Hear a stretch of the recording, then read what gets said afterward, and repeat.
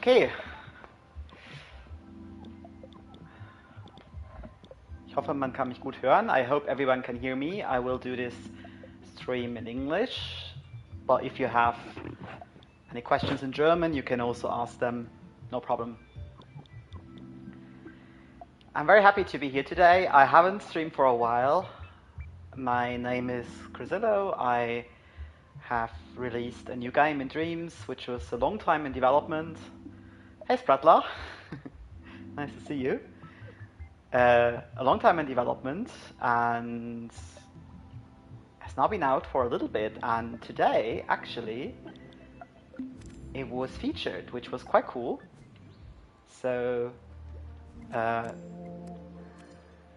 in here, which is the weekly highlights of Dreams that Jen always puts together. I was very happy to see my creation there, here. And also I'm in the daily Dream serve and was streamed yesterday by Media Molecule, so that was cool. The reason I'm making this stream is really twofold.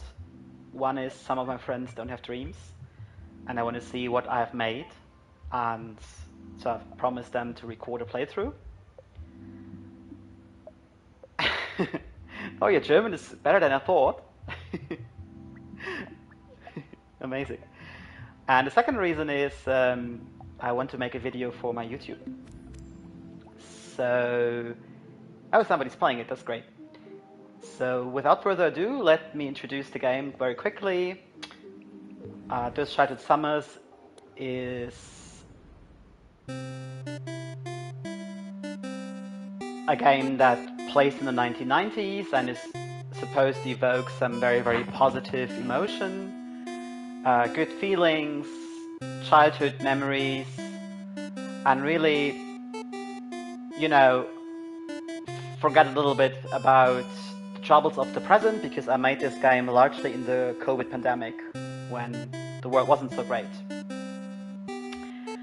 And you can already see some of the nostalgic items that are in the game here from the 90s, and we'll find out more out about those, what they've been up to.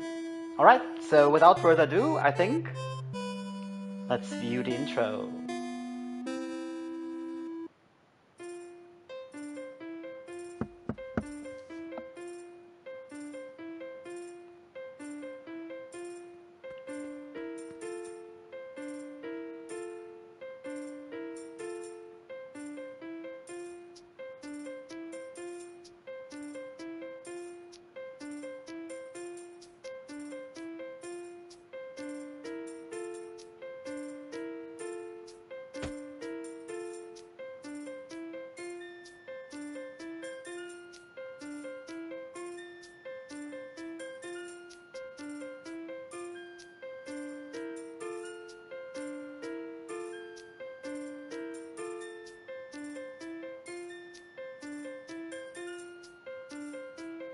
Hey, Safe.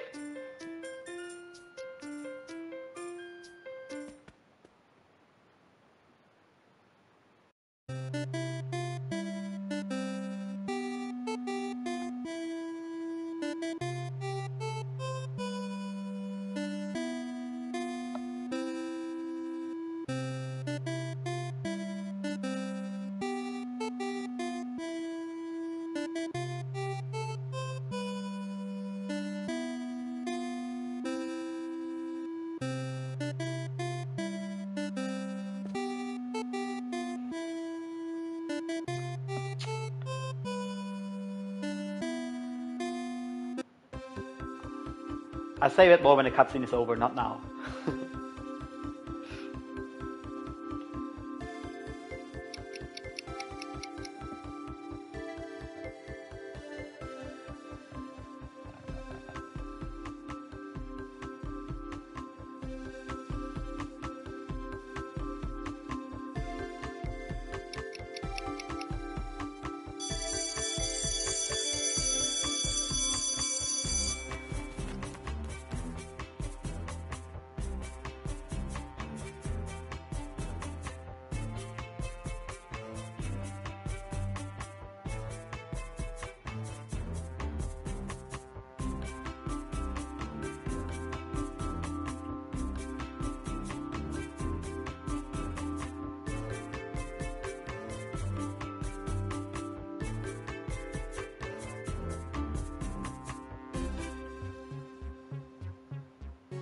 Okay, so we begin. You've seen in this cutscene that basically this is, as Bartla said, a meta narrative going on. It is a kid from today, Jonas, the blonde one, who is diving into the past of his uncle, which is Sam. And you see Sam on screen. So here he looks much younger than before, where he had grey hair and his glasses on. And we dive back into his childhood, and he says, you know, Jonas, our childhood days were so different from yours. I got to show you what my childhood was like. And this is really a personal observation I made, that we used to be quite different in these days. We would have very unscheduled days. We would come home after school, do our homework. Mom would ask, are you done? Yes. Okay, I'm out. See you tonight. And we wouldn't even schedule meetings and stuff and just meet and have fun together and then have the most awesome adventures and then come back home. And today everything is a lot more scheduled, a lot more planned. And I thought that would be a cool contrast. And this is the idea for the game, and you will see the nephew from today playing his uncle in the past, and we'll see where that leads. Alright, so you can see a lot of these sprinkles here, or sparkles, and they are usually items, money, or some sort of interaction, and you can see this is one of my favorites. So just doing this all the time, right? It's therapy. And the sound is so good. Okay, so let's see what our teacher has to say. Mr. Thompson. Hello Sam, I'm happy your marks are pretty good this year. So you have agency to choose usually a nicer answer or a little bit more of a, yeah, let's say rude one, or at least not so friendly one, or, you know, teasing the characters. So let's go for the first one. So am I, Mr. Thompson. If just your friend Ryan was as diligent as you, he ran off so fast when school ended, please tell him I want to have a word with him. And you can choose, yes, I'll do that, or, oh, come on, don't be so harsh, it's holidays. And I choose that, and he says, no, Sam, learning to take over responsibility is crucial when you become an adult. So the answer is no. And then on the right side you have a quest popping up that will later get added here, but because it's a quest that you don't know quite yet what it is about, it won't appear. But all the quests you pick up will appear in this menu, as well as the items. You can select through. And this is a little Easter egg here. Who can spot this? In the chat, anyone? What could this be?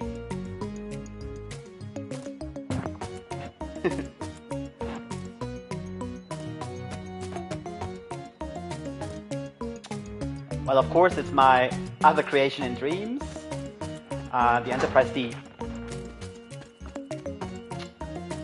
Yeah, so let's explore the school for a bit. You can talk to all the characters if you want, but you can also just continue interacting with things. So here is a screwdriver you can pick up. It's not an interaction you can select, it's just an Easter egg. Sprutler. So you pick up the screwdriver and it's in your hands right away, like the bubblegum, and you can open a few of these locks. But not all of them, just some of them, right? And then some money comes out, right? And then there is various interactions, for example, this one. A VHS tape, which was so common back in the days. And then Jonas comments, wow, they showed these in a Boomer documentary recently. And Sam says, okay, come on, I'm old, but not that old yet. And we used to have VHSs all the time, unless Mom would use it to put her own shows on it, and we wouldn't have our stuff saved, which happened to be quite a lot. And then there's always these fact boxes popping up, where you can learn a little bit about the history of the interaction. So, for example, VHS was introduced in 1976 and very popular until the early 2000s when the DVD surpassed it.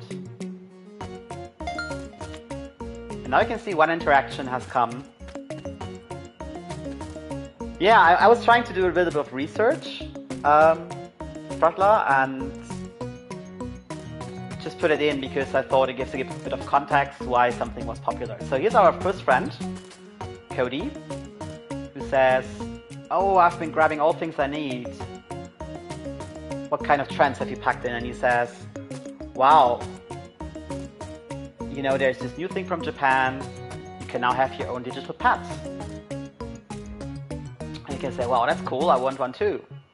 And now he shows it to us.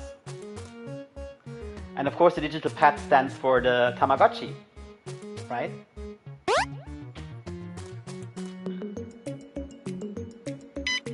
And he shows you have to feed it and keep it happy. So who of you had a Tamagotchi back in the day?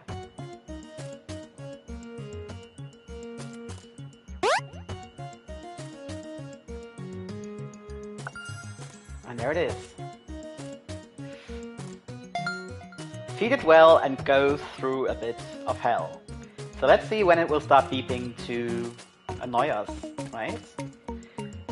And this is what you can do with all the friends. They will tell you a little bit about what you can experience in this game. He says, "Oh, I got news. I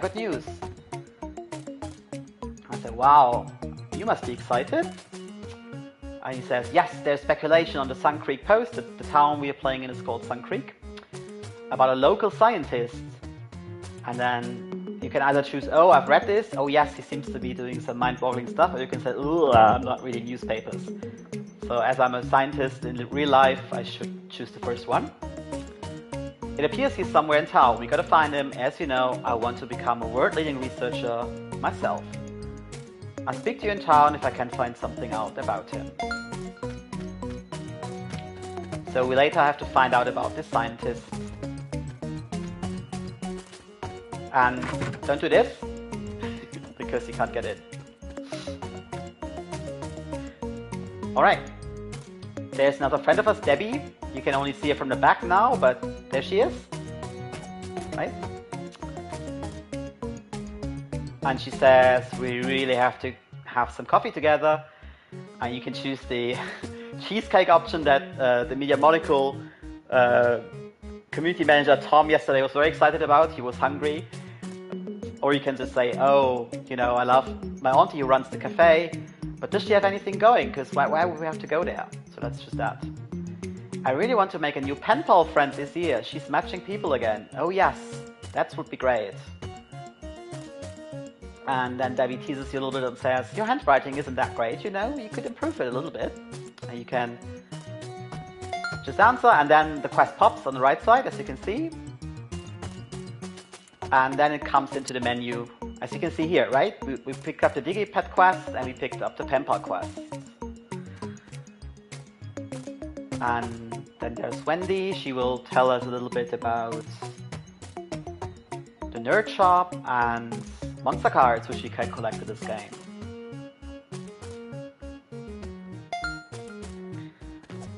And there's a couple more friends down here. No money here, but there. Tyler says, "I've been checking out the Dream billboard posts about dreams. Fittingly to the game, dreams are realities that are yet to be made. I very much adhere to that. I love it as well, Tyler. We should hang out in the summer. Any ideas?" "I do. I have been on Pathfinder camps a lot. We should build a treehouse with my friends." "Oh god, that's exciting. Count me in."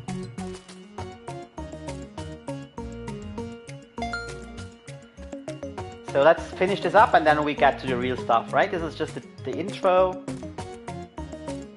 Ryan was the one that the teacher wanted to say, and you can tell him you wanted to do a pep talk with you. Oh no, he must have found out about your whoopee cushion. I've not only put it on his chair, I also laugh out loud as silly me. And you gotta help Ryan in this game later to do something about that. And this is the last friend Brenda, who is a Star Trek nerd. So she acts like an android. And she wants to have a LAN party with us, play games.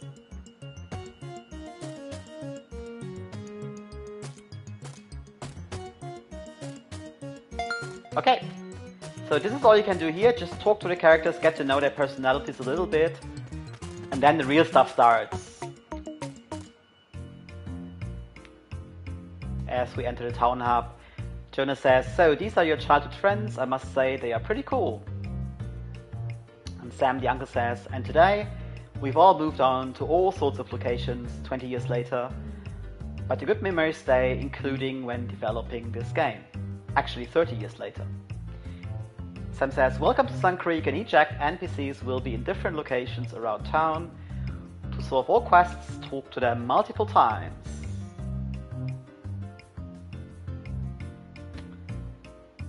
Today 4 quests need to be advanced before you can go home, which is there, to sleep at night. You will be notified. In the town hub, you can also check the map in the menu and talk to people to remind you of your current tasks.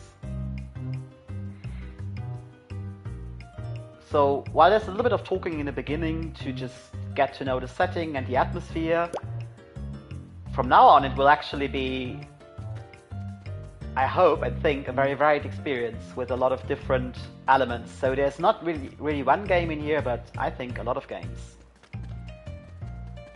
So let's start with this one. The hot dog vendor. "Sam, it's good to see you. I have a special offer today." "That's great, I'm starving, you know."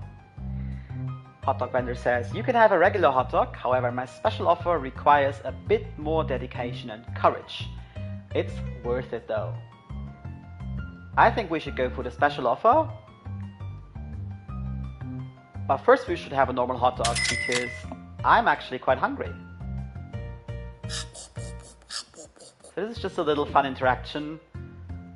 And you could lose all your money, but if you do, you can actually reclaim it. So there is a way to get money if you only eat hot dogs. So what's the special offer? Let's see. Then it zooms in. A cannon made by an Italian plumber. Well, what does this remind you of? Anything in particular you would think could be related to this object here? Well, think about it, and I will talk to Brenda in between.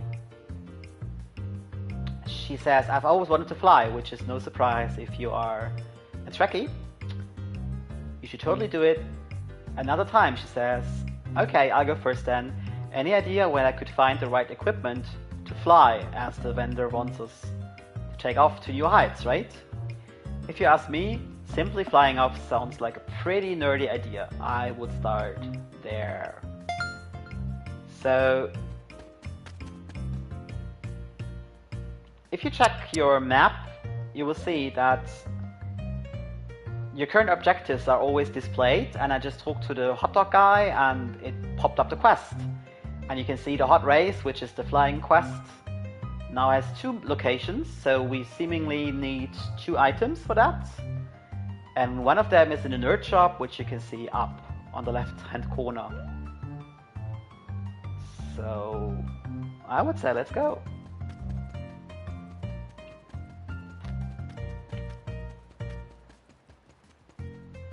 Actually, before we go, let's float, because we can and it's cool. And fetch a bit of money.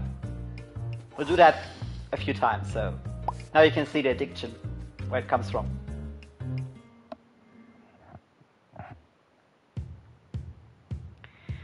So, welcome to one of the 2 shops in the game, the nerd shop. You can zoom in to any of these shelves and you can actually buy quite a lot of it. So let's do that. There's a lava lamp there. who had a lava lamp back in the day. It was invented in 1963, but we all had them back in the day. I can tell you, every kid had a lava lamp. I will claim. Specially colored wax is warmed and rises to the top, then cools off and falls back to the bottom. It takes about 45 to 60 minutes to get one cycle through. You can see board games here, which were very popular. You can see a ton of pets, which I find very cute. You can buy this dinosaur, which we will do in a bit. And there is a lot of items you can buy for your wardrobe at home. So let's see. A red hat that can make you fly? Well, when the hot dog man sends you off, you certainly need to go about it in style. An iconic red cap should make you feel like a superhero. Let's do that. And we got a cap. And I think now you know what the Italian plumber should be referencing. And you can put it on and off, as you can see. And even the hair changes, but don't tell anyone. But there are monster cards here as well, right? So we should get a pack, I think. And well, you might not know which is the best one. So I will spot it for you.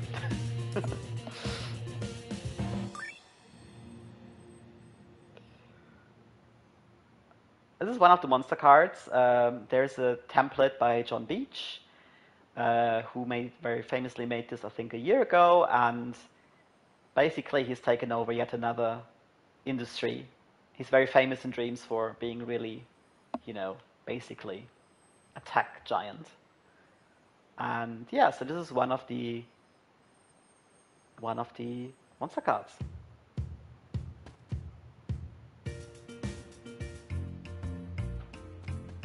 And we have to collect 8 of them in total.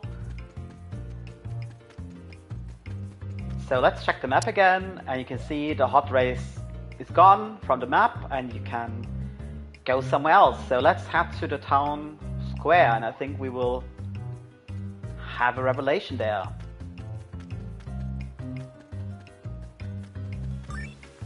Whoops!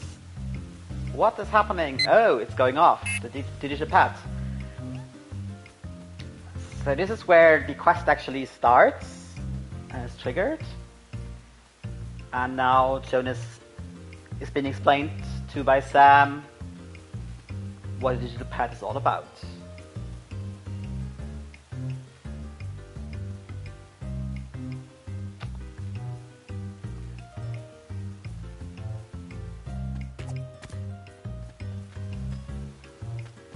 And by the way, Sprattler, I had a lava lamp in the 2000s as well. Don't tell anyone though.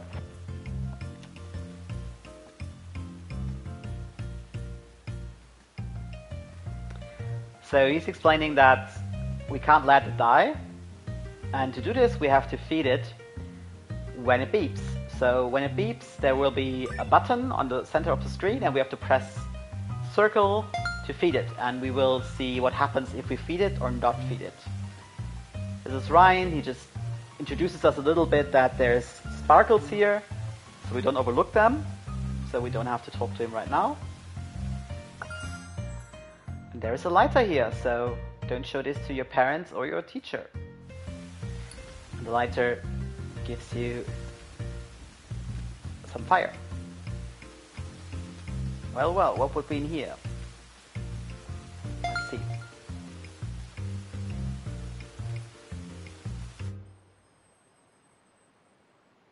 This is one of the monster cards I designed entirely from scratch. Some of them are very famous Dreamyverse characters, but this one is completely new. And I hope you'll enjoy meeting the Meat Piranha. Okay. if you don't talk to Cody in the school, he will actually introduce you to the digital pad here. So you can't miss it. Alright, so I think it's time for another quest. Seem to be a couple of quests available, so let's go to the cafe first. Well, let's go here first and then to the cafe. Town hall.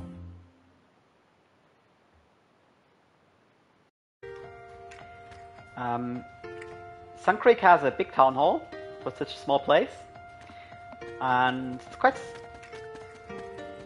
nice. I'm quite happy with the lighting here. I think that worked out quite well with the light.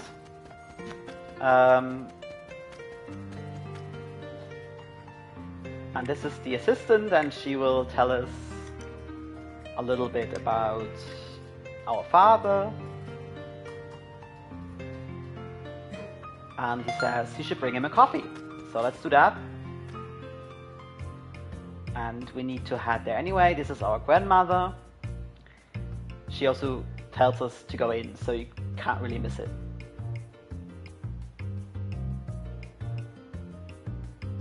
Says he might have something for us. That would be great, wouldn't it? And she also talks about the Penpal quests, and you can see a Penpals wanted, so let's go in, right? So we arrived at the cafe where we can buy the coffee for our father, and where we can also talk to this guy there. Ooh, what does he want? And to Emily, which is our aunt. Says, nice to see you again today on your holidays. And you will only get the coffee option if you talked to the lady in the town hall before.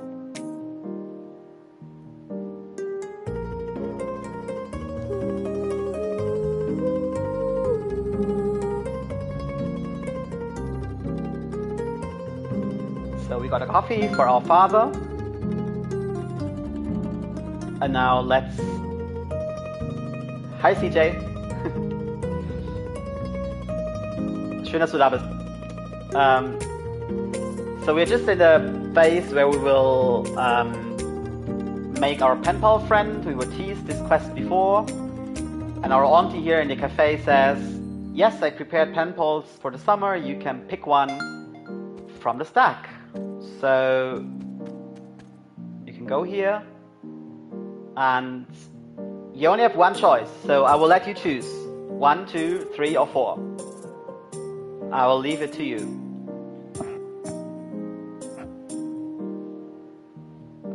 One, 2, 3, 4.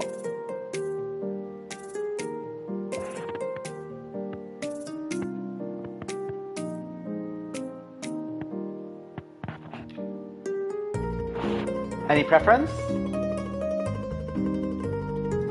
Okay, thank you very much. I'll go for 3 then. Okay. Alright. Oh, you can see, there's the digital pad. Did you see it? It just popped up.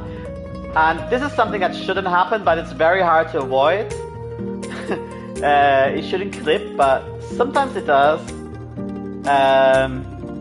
Simply because. It's just, you know, the hand goes to a certain location and, yeah. Alright. I think 3 still wins, perhaps. I'm very sorry. You picked Thomas, a sports enthusiast who wants to be a professional tennis player. He knows everything about your favorite teams and players in about every sport. Share his enthusiasm in your letter to him. So your Penpal is a big sports fan, and you will be able to write to this guy, and then you have to ask your auntie what to do. She says, I found a Penpal partner, what do I need? That's great, get yourself a nice letter design and a good pen, go to that supermarket, and you can find it. Okay, so I think let's do that. And we come back to that fella a little bit later. Because he's up to no good.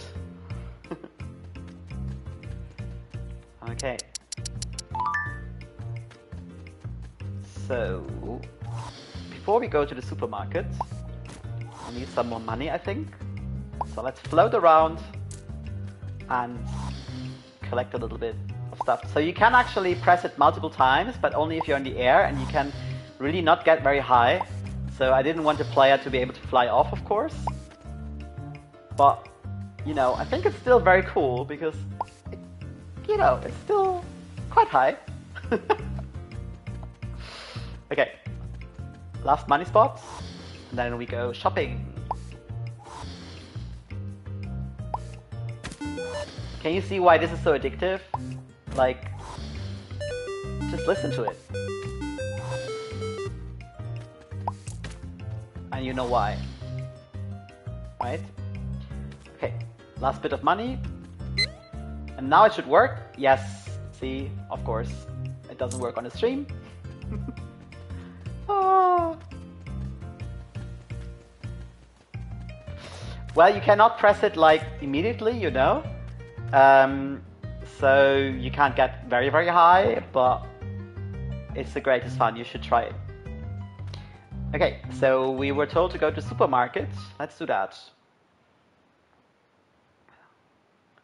And the map would also tell us in case you forgot about it. So this also I think turned out nicely. I'm very happy with it.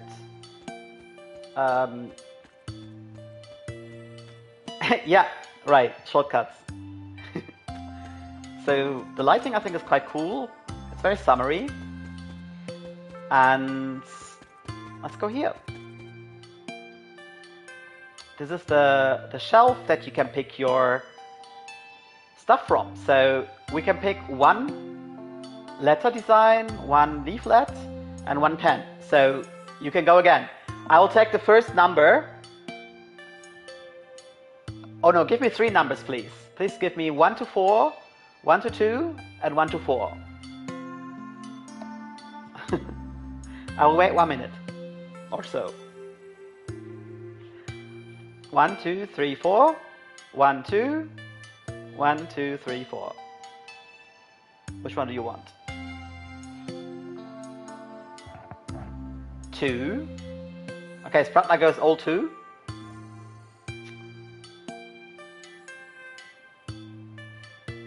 Alright, 1, 1, 1. That's very easy. 3, 1, 3. Okay, how am I supposed to do that if you don't choose different things? Oh no. Okay, I will go with Spratler's first number, then with CJ's. And I'll save ruined it because he also gave different numbers. Okay, great. Okay. Well, I can see several 2s, so Spratler and Save will get the 2. And then CJ gets the 1 here. And then Monsieur Diplo gets number 3. Okay? Another feeding time. Now it works, finally. Right, so we just picked the letter design, and this will be saved when we go home to write it. And we can come here for something else later, not now. So, let's head home. The map will also tell us that we can go home. Right? You can see it in the bottom.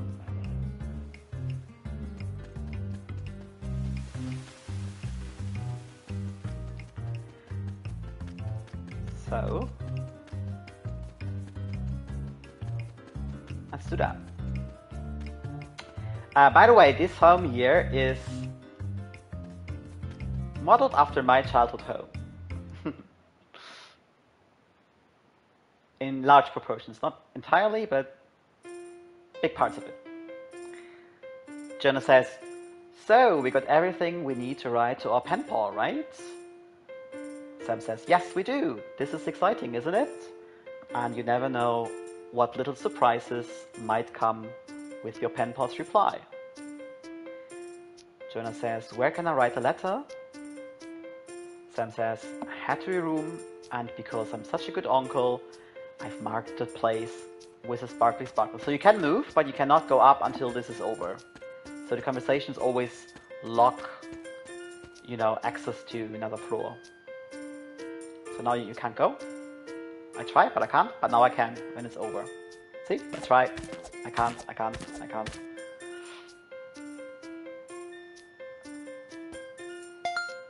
But now I can. And we were told to go to our room, but I think before we do that, we should really explore this floor. So let's start with the unexciting part. It's a bathroom. Yay! And you cannot shower. You know, reduce the temperature of your shower, they say these days. This one, however, you might be more familiar with.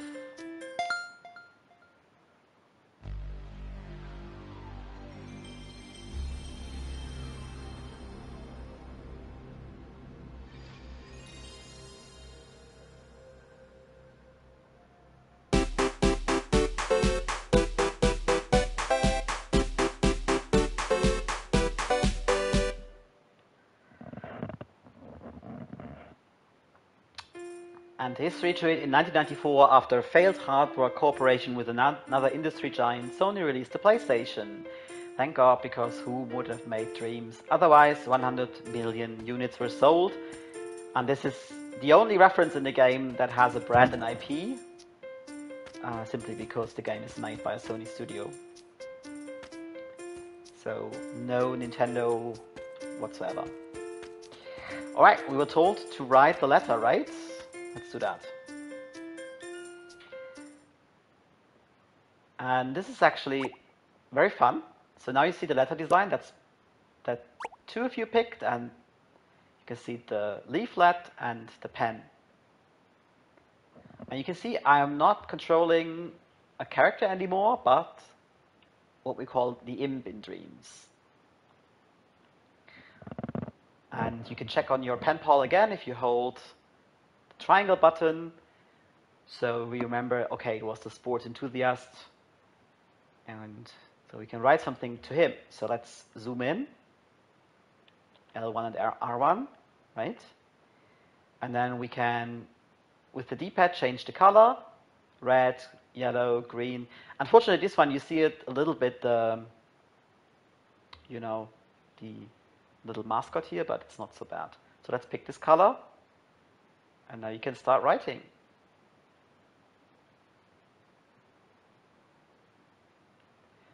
And I have a terrible handwriting, especially when I stream. But you can imagine what it's like, right? And then you can just zoom a little bit further, and you can change the color. So this is really, you can do whatever you want. You can draw. You can also start new. If you press the square button, everything goes away, and then you press again. Hey, there. So this is just, you can have as much fun as you want. You can change the color multiple times. It's white and black, and you know, it works very well. As long as you hold it, it's really very precise. If you start to do this, it gets a little bit imprecise, but I think that's fine. Okay, so let's say that's enough. We are finished and done. So you don't have to write the whole letter. It's not a must. You can just do it. Just put it in the envelope. And then you have completed this part. And it says find some stamps. So we change back to the normal scene, and we control Jonas again. And he says, wow, what an experience. I was actually an imp. I was not you anymore. So he transformed twice. Not only does he play his uncle, now he played the imp. And now it's about finding the stamps.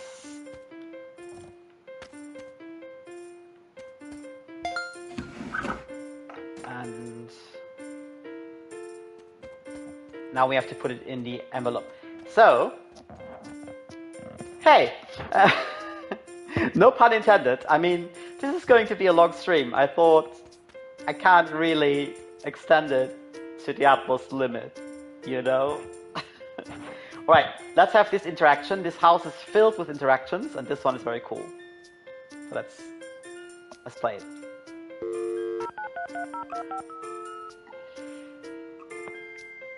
Who doesn't remember this sound? I mean, come on.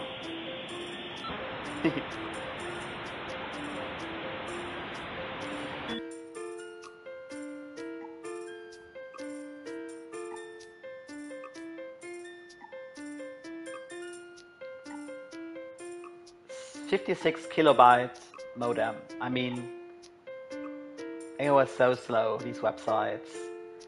So now you can walk again. When the internet made sounds, public switch telephone networks established a connection with a service provider by dialing a number. First commercially available in 1992, dial-up modems have been replaced by broadband internet connections. However, they are still used in very remote areas of the world, and even by 0.3% of Americans as of 2017. And I really wonder, how remote do they live? Is it in Alaska or something? I have no idea. Alright, so there's more interactions here. I think for the purpose of, you know, showing them off a little bit, I will not play them all. There is a... I have to press again. And this is the final time. We pressed 5 times. And now the quest is finished. And he's like so stressed out. Oh my god, I had to press so often. It's so exhausting. So it goes off every 2 minutes, basically. And Sam says, you did well. I'll release you from this torture. You know, the first Tamagotchi Digipad were so demanding that they actually had to revise them so they could survive on their own for longer. And Jonas says, today is really so much better, just patch the damn thing. Anyway, I'm glad I'm through with this. And you're done. And you get another text that tells you that Tamagotchis actually had real-world graveyards and you know, were very successful. Then the fever quieted down, and then they were made available again as a retro version. Alright, so I think let's head back to put a letter in and advance another quest.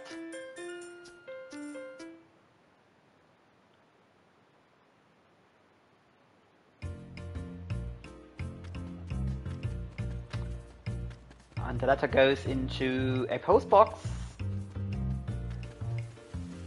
that is located here.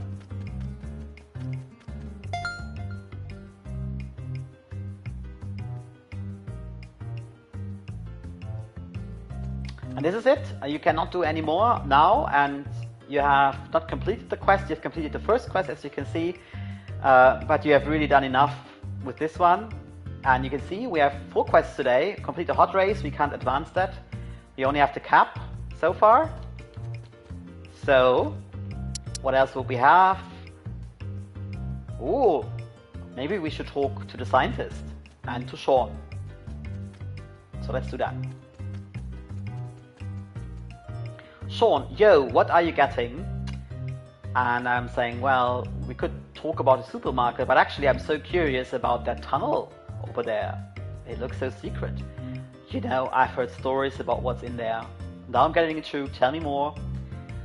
Word is the scientist is conducting experimental stuff in the sewers. It does seem like nobody really listens when he talks about his breakthroughs, though. I saw him sitting in Emily's coffee shop, by the way. How can we get behind the supermarket? Well, we need a way to get up the roof. The sewers entrance need to be cut open with a bolt cutter because there's a fence and there might be closed doors inside, so bring a screwdriver. Better bring everything you can find. So for the quest you will usually have to find items, and he says you learn to fly, so we can do that. We have a screwdriver, but we don't have a way to cut open this place, and then you can check the map, and it will tell you apparently you must go home to find this. And the character also tells you to go there. But first let's talk to the scientist to find out what he wants.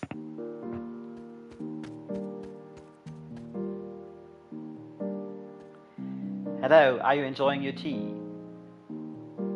Very much so. I'm Dr. Gustav, pleased to make your acquaintance. Say boy, are you interested in all the unknown phenomena of the universe? I suppose, though nobody beats Brenda's passion and Sean's hours of reading books. I'm rather interested in the rocket science of my gaming TV screen, so we'll choose that one. Scientist says, what a mislead youth, though Socrates and Plato also said the same, so I guess there is hope. And now you get into a deep scientific discussion with this guy. You can tell him you think that video games are art and science, or you can ask him straight what this is all about. So I think I should ask him, what would Socrates and Plato think about video games? And the scientist says, now they would turn in their graves. But Sam is quite a clever one. He says, they wouldn't even know what the games are. And then the scientist says, well, this is a clever answer I'll accept for now. But you should still study from me, even if you are not, even if you're a clever boy. And then you ask, what are you working on? The scientist says, I'll tell you, young lad, I'm onto something big right now, but don't reveal it to anyone. It's a secret. I will not, promise, but you can tell me, the 12-year-old boy. I have a hidden lab in the depths of the town. In there, the rules of time and space are bent. So, this is what he tells us, and I think we should really find out what is behind it in this tunnel. So, we were told to go home to find an item, and we are supposed to find a bolt cutter, which in most households will not be in the children's room, but in the garden. So let's head there. And we can have some of the interactions here later if you still want, but I think we should see the quest. This is more exciting for now. So this is the garden, which is also modeled after our real garden a little bit, although our garden is a little more steep and goes down. Yeah.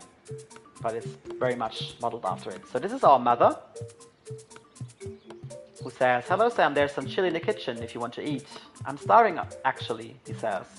Oh, we can't let that happen. Don't go to bed too late, even on holidays. So she wants us to be a good kid. You can also say, I'm not 9 years old. But let's be nice to her. She says, the garden is my castle this year and it will be nicer than ever.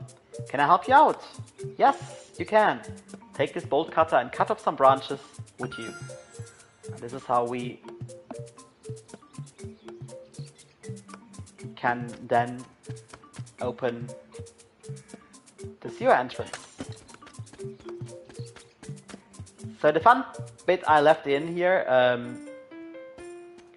you can carry the items everywhere, and you can also do this in front of characters if you want to. Like, I thought this is just fun, or, I don't know, cut off the jacket here. I mean, it doesn't do anything, but it creates some funny situations. And I've already gotten some messages from people who went around with quite dangerous items on their loved ones. And now that game tells you preparations are all done, we can go and explore the sewers. And I can tell you this, for me, is the first highlight of this game. It's my favorite quest, probably. And now you can tell him, yes, Stradler, I actually wanted to put in a mini game for that, like cut off 10 branches in under a minute or so, but I had to cut this before launch, quite literally. So it will happen at some point. So we managed to find everything, and we can advance the quest. Now it's nighttime, and Cody says, secret locations offhands for kids, you say? I'm so pumped. Tyler says, It's really clever. Each of us is telling our parents we would be at one of our friends' places tonight. Sam says, and with the supermarket closed, nobody will see us. Sean, here's how it goes. Sam will seek a good spot on higher ground to open us a way up. And then we cut our way into the sewers and, well, who knows what lies beneath. So, it's nighttime now, we cannot go into the town. But we can get up here. And there's a cheat way actually, so you can jump here. It does work. But of course the much more stylish way is to just float up. Then you press the button and your friends get it. And then we can proceed. And cut our way in. And now comes the very fun bit. I think Spratla played it already. I love the music here, if I may say that. It's not my music, so I can say it.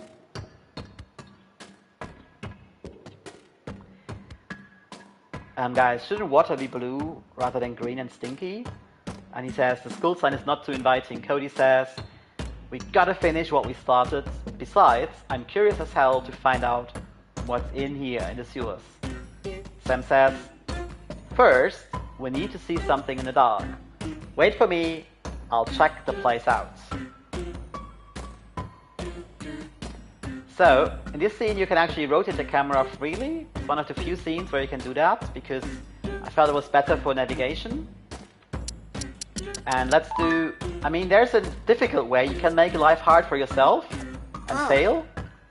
You can make the jump, but it's very hard. I made it here. But why not just float?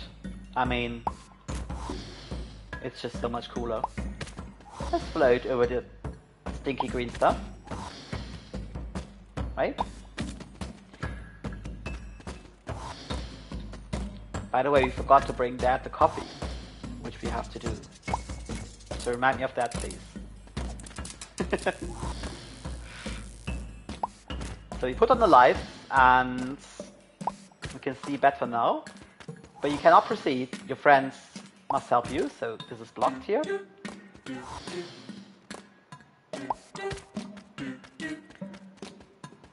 Because we will need their help later on. Use the lever and then they walk through. And you cannot stop them. They will walk. You can try, but they will do it.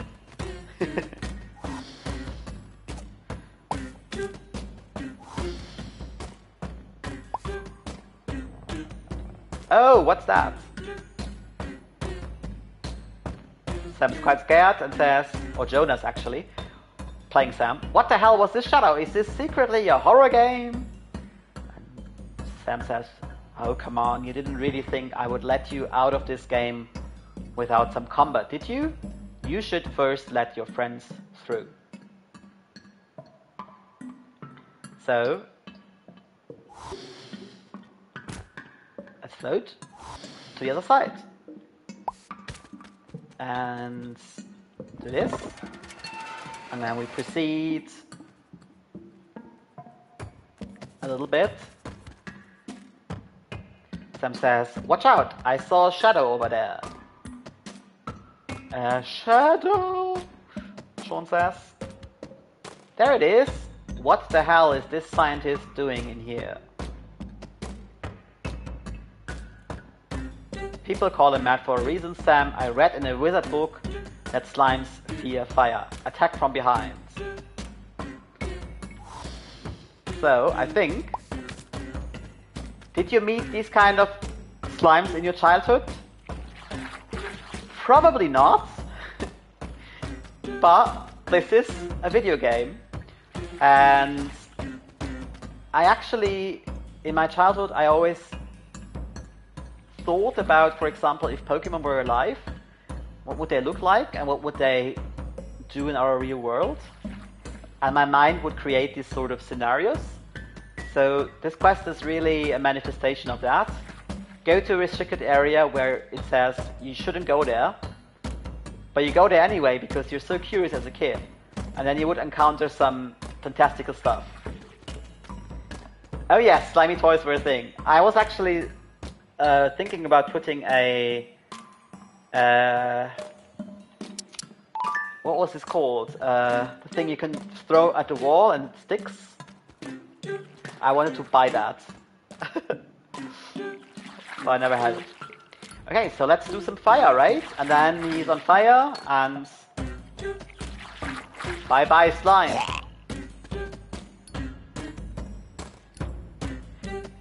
Quite handy when kids have a lighter, I will say. But no smoking in this game. Promise.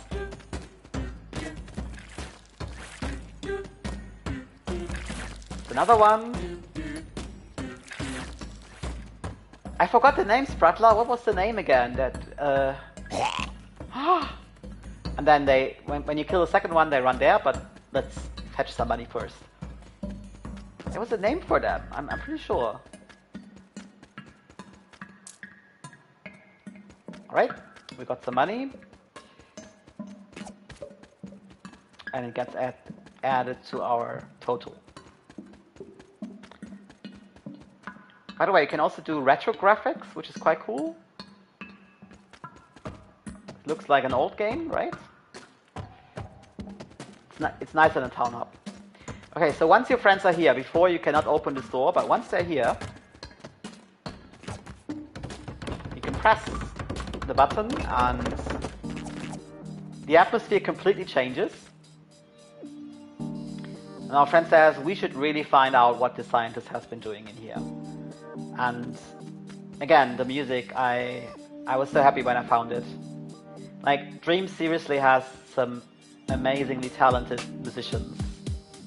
Okay, so let's go through all of these interactions, some longer than others. Holy, he built Da Vinci's aerial screw. Mad and genius are closely related, it seems. So you probably know that Da Vinci was experimenting with flying a lot, and this is one of the things that he had a plan for. And as we have the feather and the feather quest and the flying quest, I just thought this is a very, very cool thing to implement. Here, let's go to the other side first. Here, we can probably find out what he was up to with his creatures. Sam, it appears he is conducting some sort of genetical experiments. This must be how he created the slimes. What a scientist. He has been doing some stuff that shouldn't have been done. So this plays again when you approach. Yeah, but it doesn't count to the quest, so it's no problem. And here, he's breeding them. What if he clones dinosaurs next, Cody says. I definitely prefer the slimes to be in that glass container as well. Thank you very much, Safe. That's very nice of you to say. Dankeschön. And this shelf, what is this shelf about? Oh, come on! Is he a magician and an alchemist on a second job as well, besides being a scientist? Sean, I definitely know that I am not going to drink any of this, what is in this shelf. And Sam says, we won't do that, all of us, but here's a philosophical question instead, and I want you all to answer this one. Who began making all health potions red and magic potions blue? Somebody must have started it, and it was like that in the 90s already. So if you can get the answer by the end of the stream, I might get you some chocolate. At least spiritually. Alright. This is one. And then there's a computer where he stores all of his research. And thanks God we have the nerd with us who is really clever. And he will now hack the computer for us.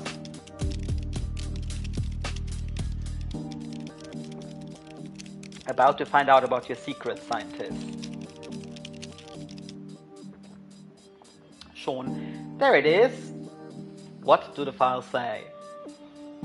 It appears our scientist aspired to become a real professor, but he failed. Now he's trying to prove the world his genius through his experiments. He seems obsessed with alternate dimensions, creating new life forms, and making humans fly. Sam says, we certainly saw the effects of this. Thank God I dealt with those slimes. But wait, flying? I need to find a way to fly for the hot dog challenge. Cody says, flying hot dogs? Who's crazy here again? Sean, nobody will believe us what we saw in here anyway. Might as well call us all crazy. Sam, if this note can be trusted, it claims that the white feathers on the shelf in combination with a red cap can grant you flying powers, like an Italian plumber. Does this make any sense at all? So, in this universe, of course, I mean, Mario doesn't exist directly, so it's sort of like, I don't even know where this info comes from. Maybe it's even from this parallel dimension that we will get to in a second. I'm not 100% decided on that myself, but it is very cool. And now you get the feathers. And we will very soon be able to fly. And now we have explored all 6 secrets, and we are told to go to this weird device here. What could this be? Oh my god. Let's find out.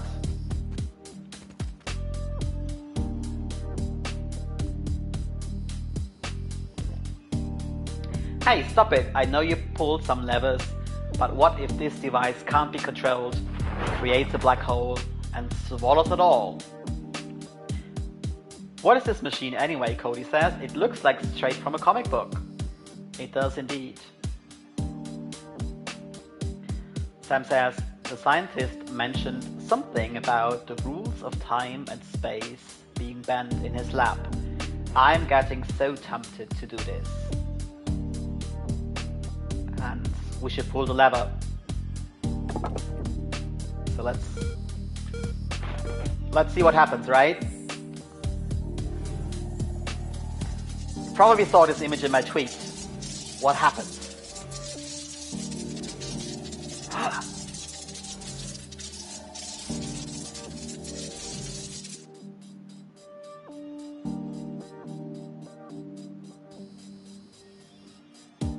Sean, look, something came through the portal.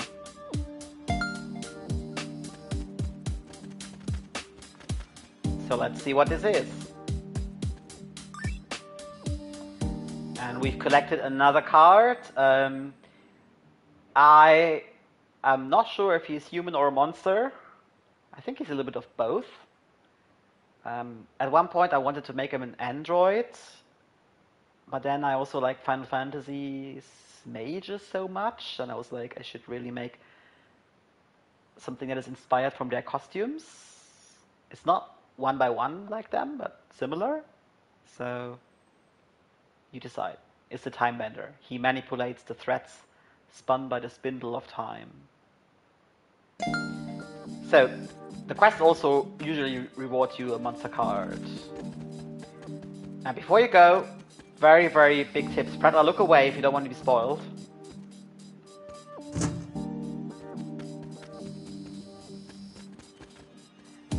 Hello, is this the max I suspect that is who is there? I have a feeling who you might be. Thank you very much. So I hope you didn't miss the sewers part. If you did, you can rewatch it later. So we have...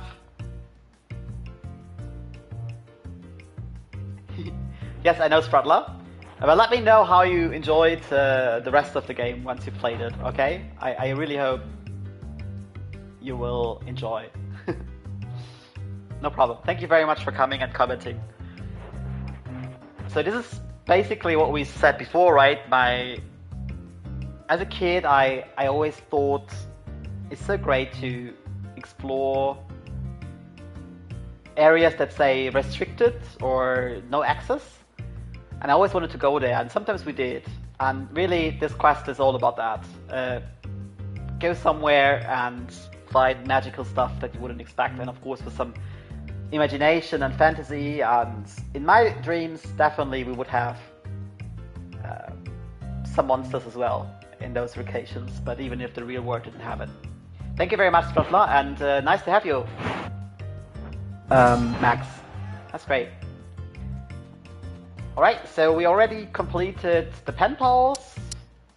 We wrote to our Penpal and put it in the post, and we'll get notified. We did feed the Digipet. And now,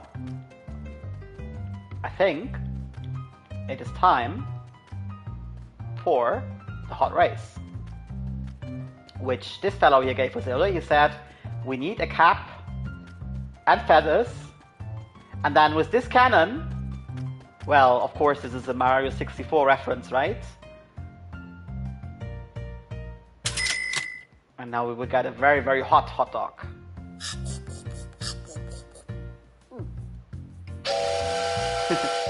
Oh, I love this so much.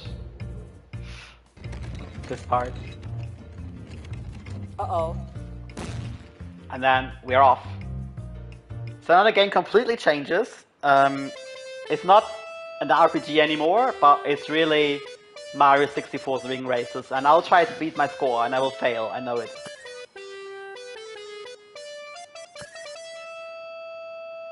Oh no, I failed. Okay, we do it again. Yes, the English phone boxes were too iconic for me to miss. Like, it does play in Germany, I think, because Mark was around then and Euro was not, and I didn't want to put pounds, like pounds are still there. For strange reasons, or not so strange reasons. No, I missed it again. Yeah. But anyway, I thought they were too iconic, really, to miss. Right? Okay, I will try to beat the score this time. This time I'll do it. It's the last time I try, I promise. But I have been a bit addicted to beating it, and I really haven't. And I won't. Okay. Okay, now I just finish it so we can go on. I have managed an attempt without fail. Like, the record is something like 26 seconds, so I think this is good. Now we get to this one, and then once we have this one, the star appears. And there's the Mario reference. Here I go. That was a decent ring race, the nephew says. Decent, he says. You have no idea. There are speedrunners, and this is true, trying to improve the world record for this game to this very day. Sam says, it's cool to make my digital self fly like him though. Well done, you finished fast enough. This lets you a monster card reward. Try to improve your time whenever you want to. So we can come back and improve this time when we want, and we now get the monster card again. I will talk about the music in a second. So this is the Volt Tiger, another monster card, which I like the effect, so I left it in. It's not very realistic, but I like it. The music is all from other Dreams creators. I have never made music myself. It's the only thing I never really tried. But it's all original music, so nothing copyrighted. Right, and for Sam and I think for Max, we have to do this interaction here. He'll be very happy if we do. Although I should have put off the cap first, but anyway.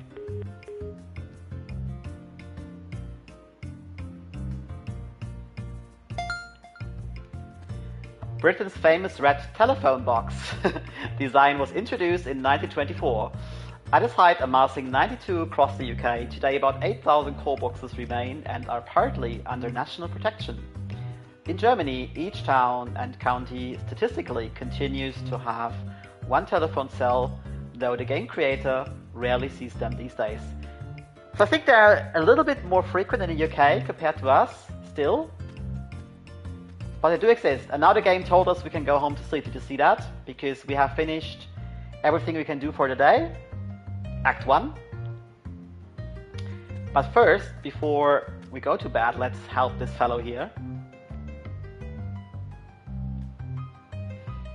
Because he needs help with the slot machine. A micro coffee shop. Really? Wow, what is that about? I mean, this must be... I mean, I know the like kiosk kind of things, but that must be really tiny. So now we have to help this guy. He says, the capitalism is so bad that they promise a toy in every third capsule, but he tried 10 times and didn't get one, and he's complaining, and we have to help him.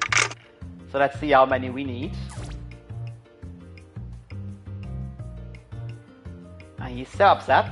Now I'll try a fourth time. And... yes! Now he's very happy. Ta-da! Your action hero figure. This was capsule number 4 instead of 3 though. So you were right. This is scummy as hell. So, very slight capitalism criticism. Not much, but a little bit. And this is actually a figure that is from a Dreams game called Stretch, which is a very, very, very cool platformer, one of my favorites. And he did not exist in the 90s, but I think had Dreams existed back then, Stretch could have been a thing. So, alright, we can go home to sleep, right?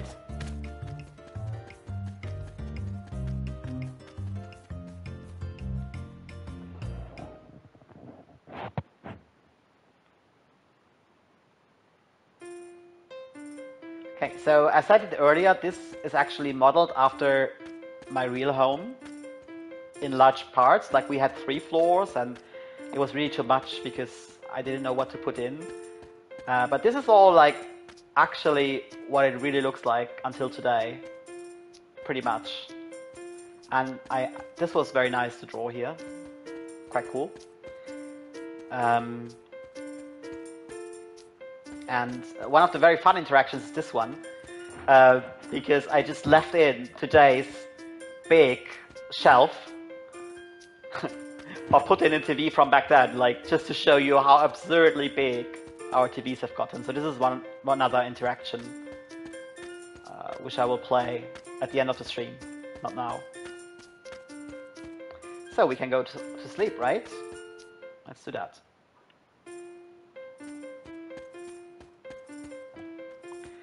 And what you can also do here is check on your monster cards that we collected.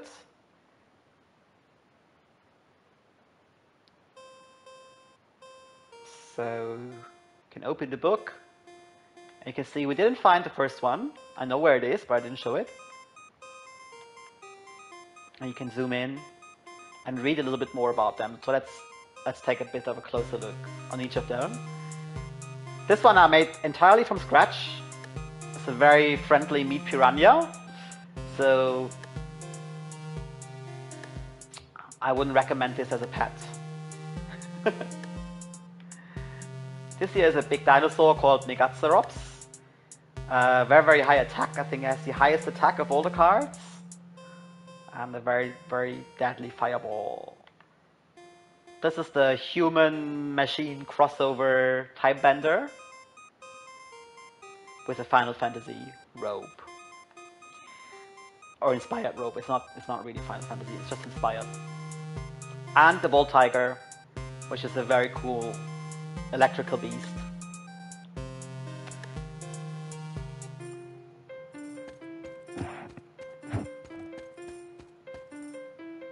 Alright, so let's go to sleep.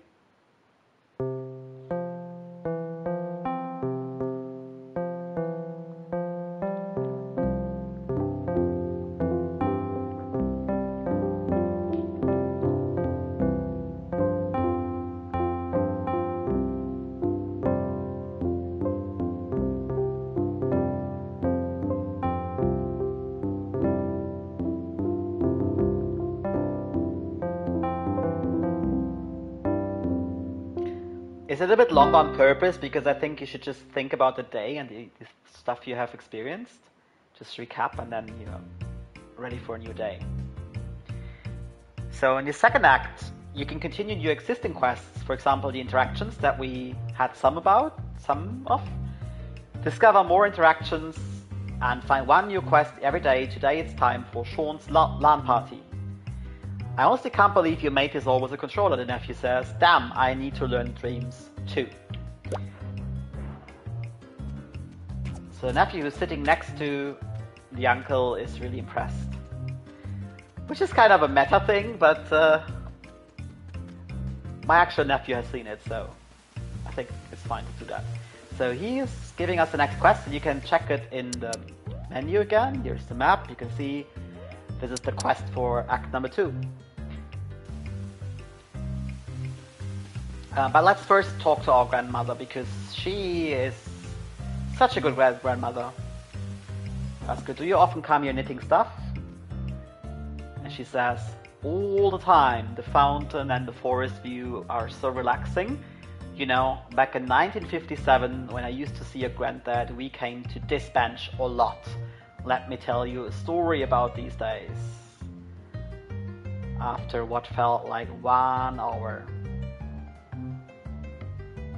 Sam almost falls asleep, but when Granny looks, he regains his posture. And now Granny's happy that he listened, and you get money. And I will give you one little information. If you want money from Granny right away, you will only get half the money. If not, she'll be very happy. And by the way, this is a bit of I have to fix this animation. It's a bit too huggy. But anyway, then she only gives you 5 mark. Alright. So Sean, the lawn party guy, he is reading a book. And he says, I really need to develop my skills in programming if I ever want to make it to Harvard.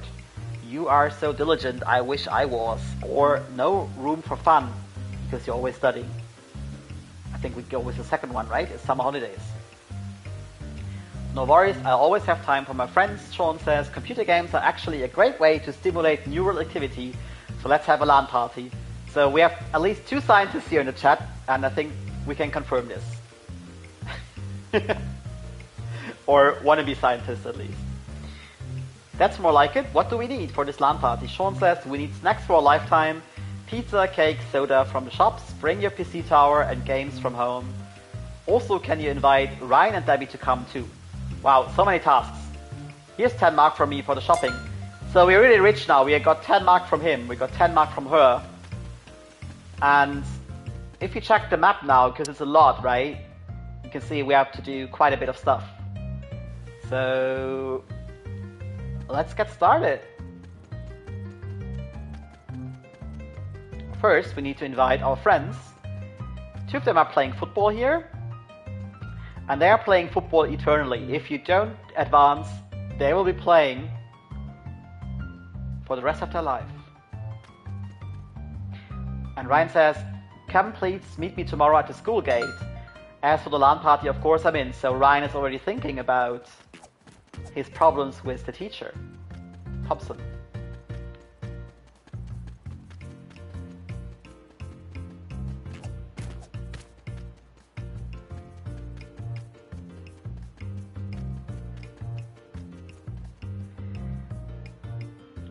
And there's Debbie, the other one we want to invite.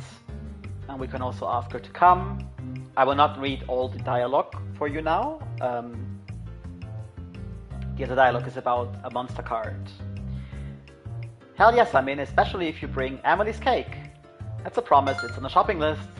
So both of them have now agreed to come, and if you do this, they disappear from this map. So you can check it again, and you don't have to go to areas again and again. It will disappear, and you've completed this part of the quest.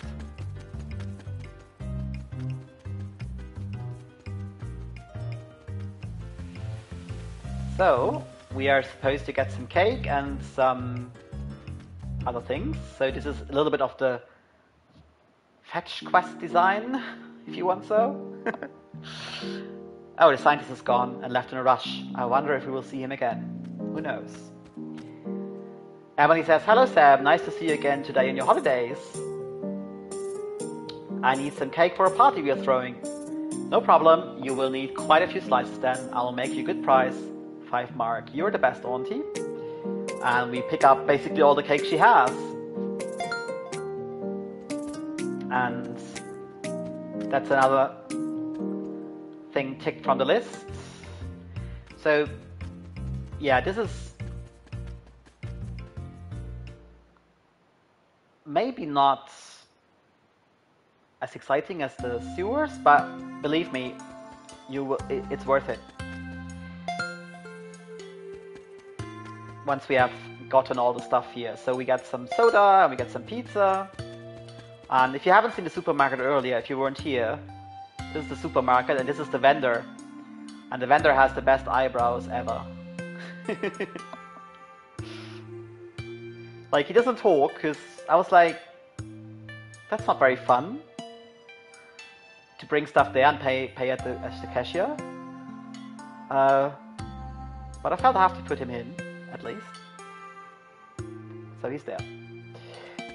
Alright, we got the soda, and we got the cake, and we got the pizza.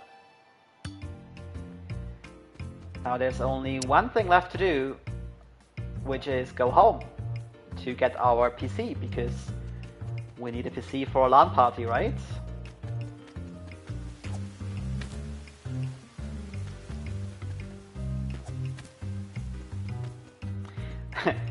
No, the vendor is just like, there's a little bit of a pun going on in this game. The vendors all look the same. So, this one.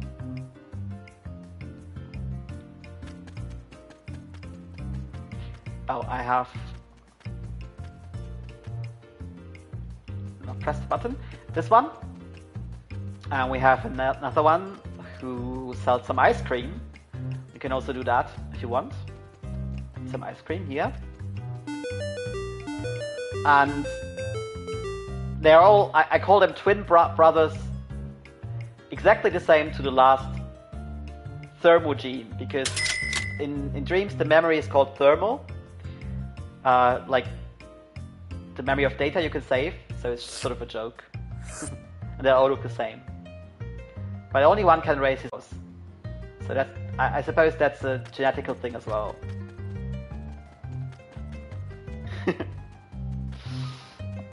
Alright, so let's fix the computer. Cracking eyebrows.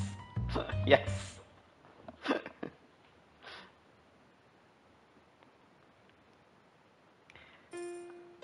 By the way, I know quite a lot of people will watch this in catch-up, so because it's too early for them. But I'm still very, very happy that quite a few of you have managed to come at this time of the day. So now the character is selling Sam that, you know, that back in the day we would change our computer cases all the time, and we wouldn't just bring a laptop. No, dear nephew, because we wouldn't have laptops that could game this well. We would need to bring our big PC towers and monitors. So this appears only, of course, if you have advanced the quest to this point. And then he fixes it. And oh my god, a floppy disk.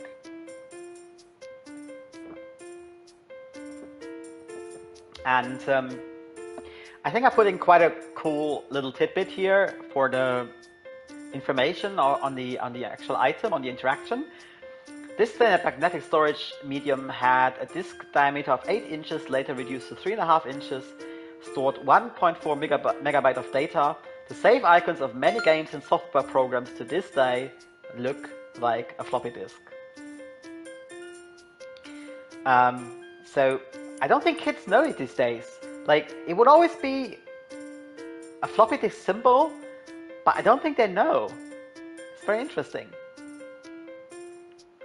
So we fixed our PC, and now the long list of preparations is finally over. So I think we should really go for a LAN party, shouldn't we?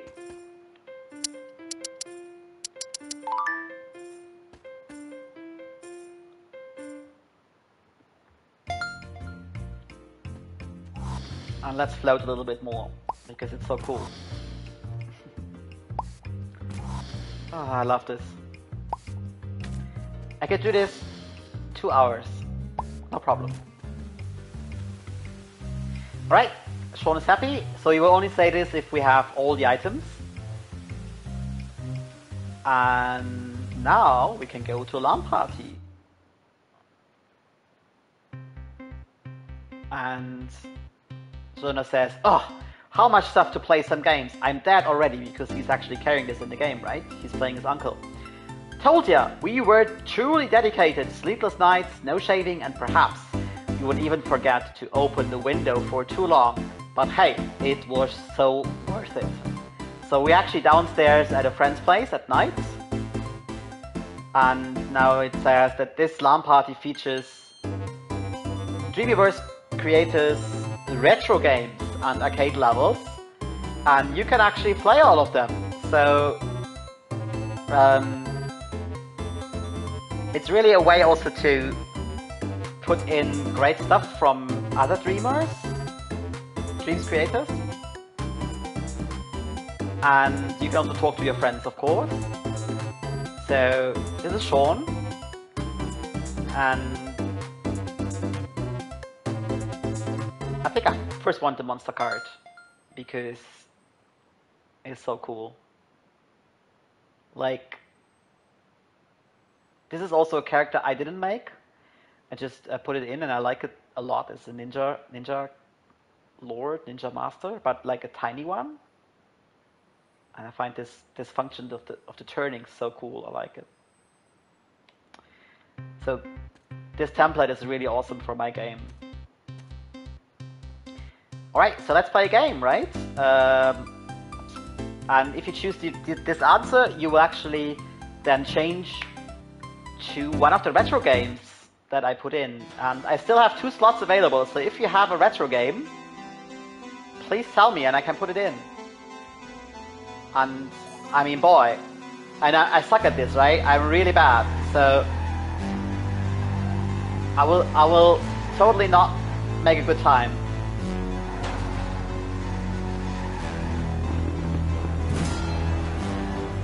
But I mean, doesn't this look 90s? I mean, this creator really did such a good job. So Dreams really is a game where you can make anything you want. You can make a retro racer, you can make a modern racer, everything, really. So I tried to pick some stuff that I liked and that is very, very retro. Okay, I'll not play it all because it's too much, but please try to beat my high score. So this is the first game you can play. You can also interact with some stuff here. Let's do that later. And then we have Debbie here, who's so happy. And she has eaten all the cake already. The cake is not here, you see? Everything else is here, but not the cake. She is a cake lover. I didn't quite get what you said. Anyway, if you want to play a game, sounds good. So we have yet another game that is featured. And in this case, it's Connie's Retro Jungle Remix, which is a 2D platformer. So also not made by me, but by somebody else. And yeah, I just changed the graphics a little bit, adapted it to a 90s style. It was very, very blurry, and now it's, I think, much more like you would expect from this time.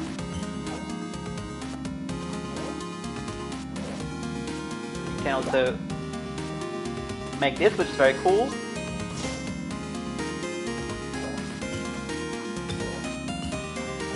And it's quite short, so we can try to play through this. But don't die with this plant here. I won't. That's good. And it's just very, very nice.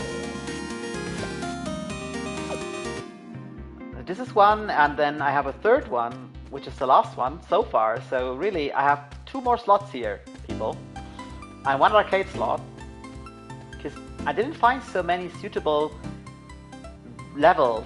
I did find a lot of games, but not levels.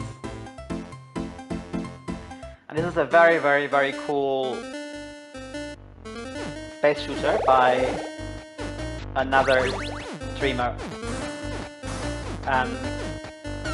Very well made. And also not play it all, I'll just show you a little bit. It's actually really hard. It looks easy and then it gets so hard.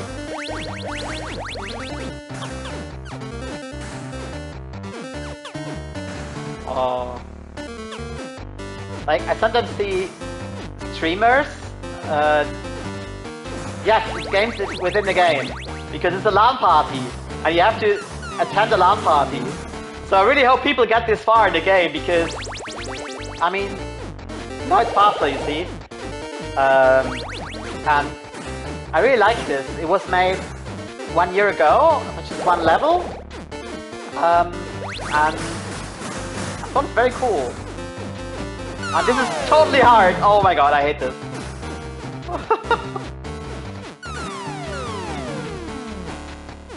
Yeah, and you can see I'm not very good. Right. I'll stop here, so not to spoil it anymore. And you can also interact with these things here, which is a Rubik's Cube, which I didn't even know how to call in English before this game. And I can tell you, I was really bad with those. I was not able to do it. I admit it here. And this is a 80s or 90s arcade game machine.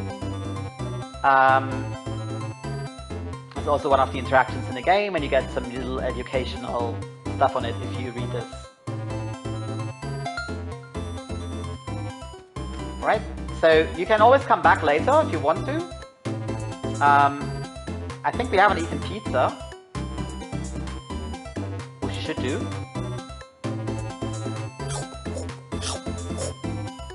Yeah, I made the job a little bit easy here. But it was the very last thing I put into this game, so you forgive me. But it is gone, you see?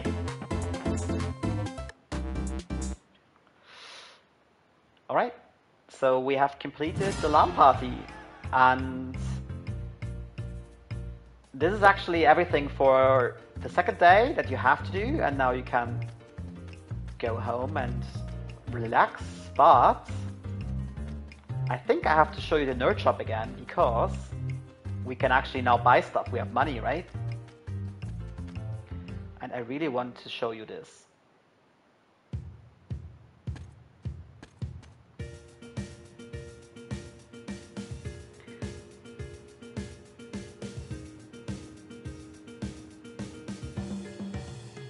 So you can here choose what you want to buy. You can buy monster cards, which you did on the first day. You can buy energy drinks, which will just give you a little boost. You can buy pen shirts and caps, or you can buy the dinosaur. And it's very clear what I'm going to buy, right? It's the dinosaur. Perfect, I'll have one delivered to your home. So you can actually buy stuff that is in the shop and then have it in your wardrobe. And I really hope people get this far and actually, you know, this makes it more personal, I think. So I can show you. You can also pick this here, whatever you want. This is a Media Molecule cap. I will get it, and I like this T-shirt personally the best, so I got this too. And then you can see we can now go home to sleep.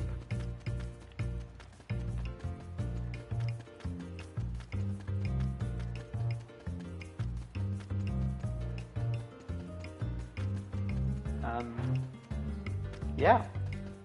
So here it tells you that we are finished, and when you come back to the town hub, every time it will tell you you can go home.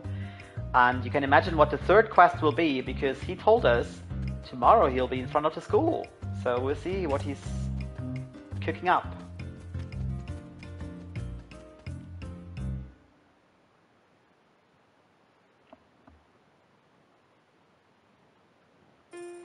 And yes, Safe, I really want to also showcase other dreamers and what they can do. I think it's very nice. And I mean, I cannot make 4 more little games. And have you seen him before? He's here. And also, I hope the shirt is here. Yes, it is. Right? So, this is how I hope you can personalize your experience. You can get what you want, and you can interact with him. And also, before we go to sleep, okay, we do this on a third day, okay? Not now. This is very nice. A little tape recorder.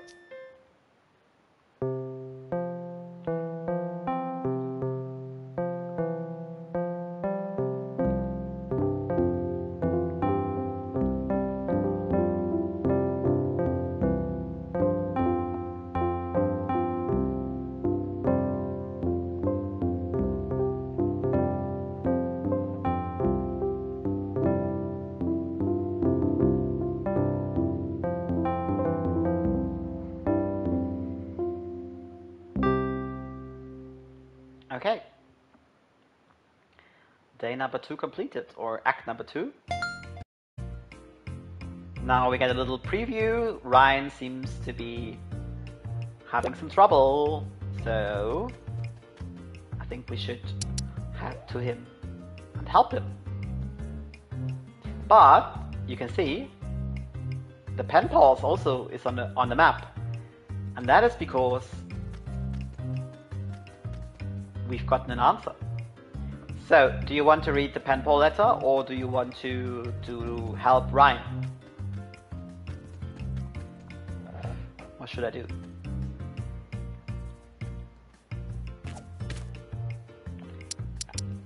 Until you answer, I will just float around.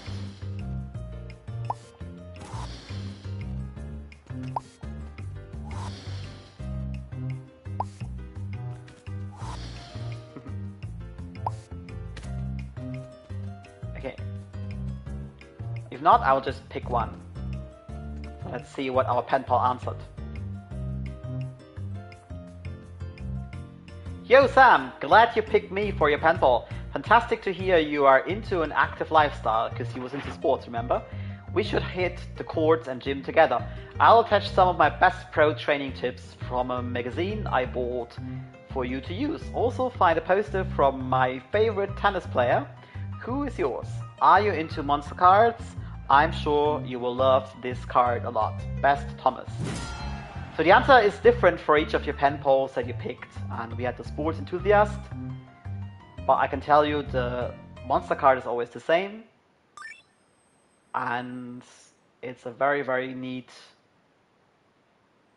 well, skeleton lord, I would say. Has a very nice X. I didn't make the X. I did change up the character quite a lot, though, from the model that I found.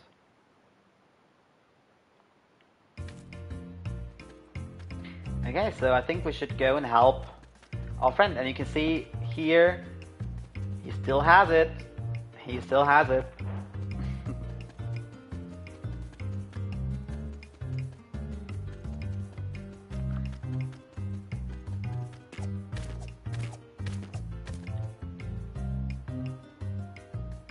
Gotta find a way in. Yo Ryan, are you sneaking around the schoolyard? Ryan, you gotta help me, buddy. Thompson is so gonna send a letter to my parents if you don't. Is this about the whoopee cushion? Of course I will help you, always would. Ryan, you're the best man. We need to find the letter at night when nobody's around.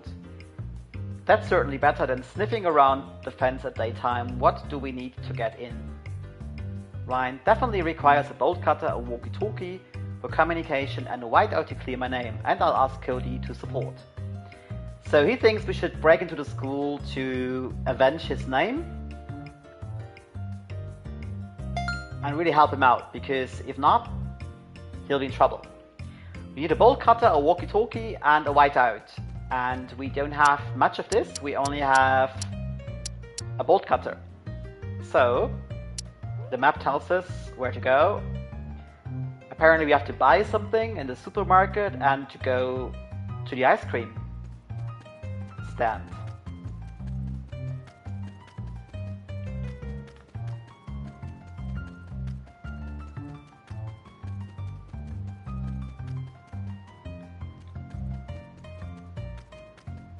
So here are two of our friends, Brenda and Sean, and they have a walkie-talkie in their hands and ask, and they're the nerds, right? Do you want to help us locate some alien signals? Sure. Brenda, fantastic, I'll give you my walkie-talkie. It will surely come in handy on your adventures.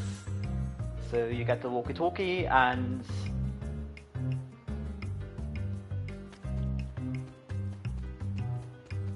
now you get some information on it.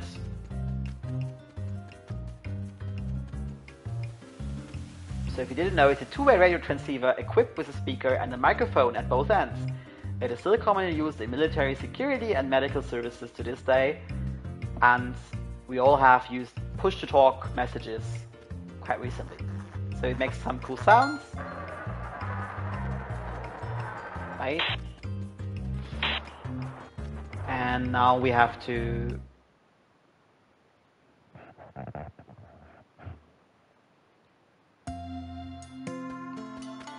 get the whiteout, which we can find in the supermarket. You can buy it earlier, but I buy it now. And this nets you the stationery, and you can see that all the Penpal stuff is still gone, so you can't buy it again. There's a lot more cool interactions here, and we will do them at the end if you're still interested. And there's also some very famous Dreamyverse stuff here.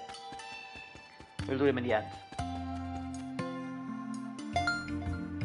Okay, we have now gotten all we need. Bolt cutter, walkie-talkie, and whiteout. And we can return.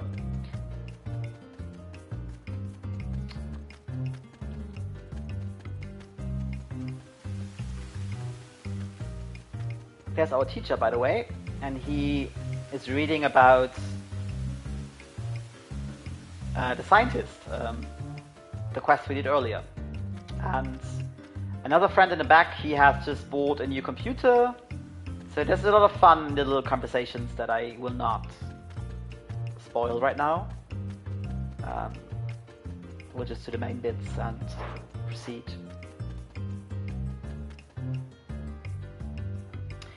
Ryan asks us, have you finished preparations? I have indeed, everything ready for the night. And if you do, the scene changes and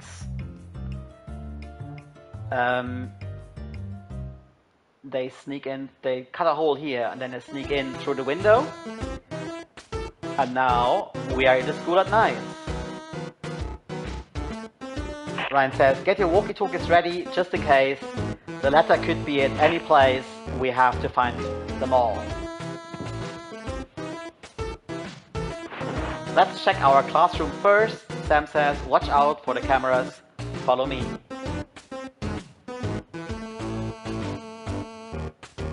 So here we can rotate freely, and we are in the school that we started the game in. But now the school has changed. And it's a bit of an oppressive school, I would say, because these cameras here, they do, if you walk into it, well, it's over. You get back to the beginning, and so it's not very realistic, probably, but I mean, it's a game, and it needs a little bit of drama, and you know, it just gamifies this process of trying to sneak through the school without getting detected.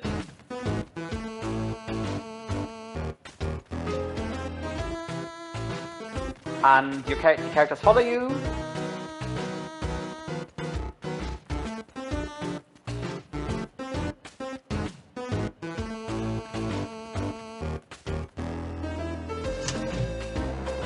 And then you reach this building here, this room here. You got stuck. Sometimes I get stuck a little bit. They're not the most intelligent NPCs in the world. This is also a very fun interaction. Because it's only here at night in the school. This was creepy as hell. Don't do this to me, Jonas says to his uncle. And Sam says, gotcha, pretty crazy to think that the broadcast used to just stop after midnight.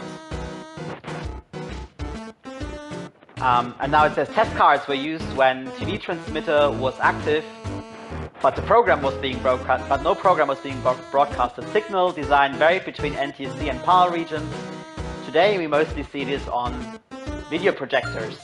So really a relic of the past, but I have seen this a lot at night when I couldn't sleep.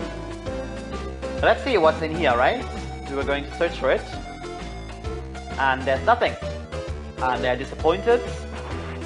And then Ryan says, damn it, we must sniff around somewhere else. Let's head for the director's office. Cody says, I have a bad feeling about this. Now you can move.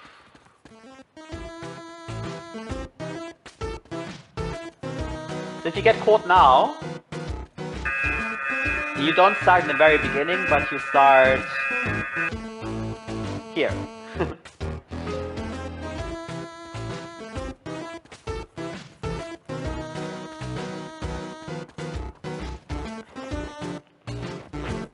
I kind of find the transition very funny, although I know in a professional game probably it would be a little bit smoother, but I like it when they just pop up in this new location. I think it's quite funny actually. So director's office is here, and let's see.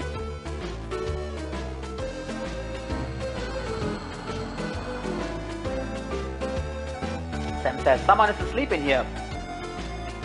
But we can't get in. I'll knock on the window, Cody says, to lure him outside so you guys can sneak in. So our teacher is sleeping in the director's office.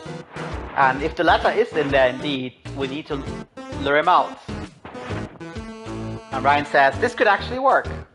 We have to hide and then be quick. Ryan, let's hide in the senator room.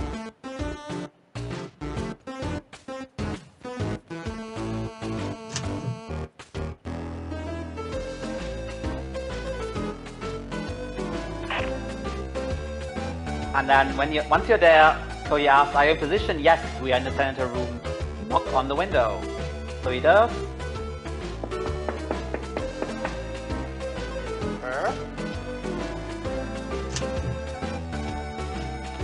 And he's out. Let's do this now, getting the whiteout ready. And now a timer starts. If you get caught, you have to start again. But let's just be very, very sophisticated. And there's nothing here, but here you can find the letter. I might change this to a leaflet at some point. I think it makes more sense, maybe. But now you can use the whiteout to clear the name. And Ryan has been saved. Let's go back, he says.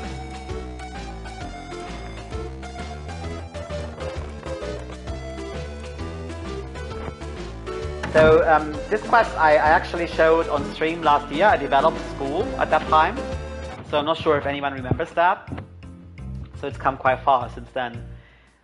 So this is it. And then we change to the next day. They meet again and Ryan thanks his friends that they helped him out. And he rewards us, of course, with a monster card.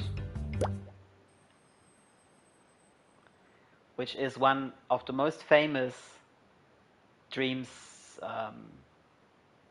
monsters out there. And I renamed it here to Valamon. Very, very cool sculpt. So I do celebrate others as well. I try to at least. We can now go home to sleep, but we do need to get one more monster card, which we can get from this friend here, Tyler. And he also makes a little bit of a cameo reference. He says, wait, you got the electric mouse? Oh, that's great, I still need it. I will give you Drago King in return. So of course the electric mouse is a reference to Pikachu, but no Pikachu in this game, just an electric mouse. And we just got the last monster card, as the game tells us. View it at home, and this is one of the nicest ones. I like it a lot. It's an ice dragon. Very cool ice dragon. I will show it in a little bit bigger when we go home. We can open the monster book one more time.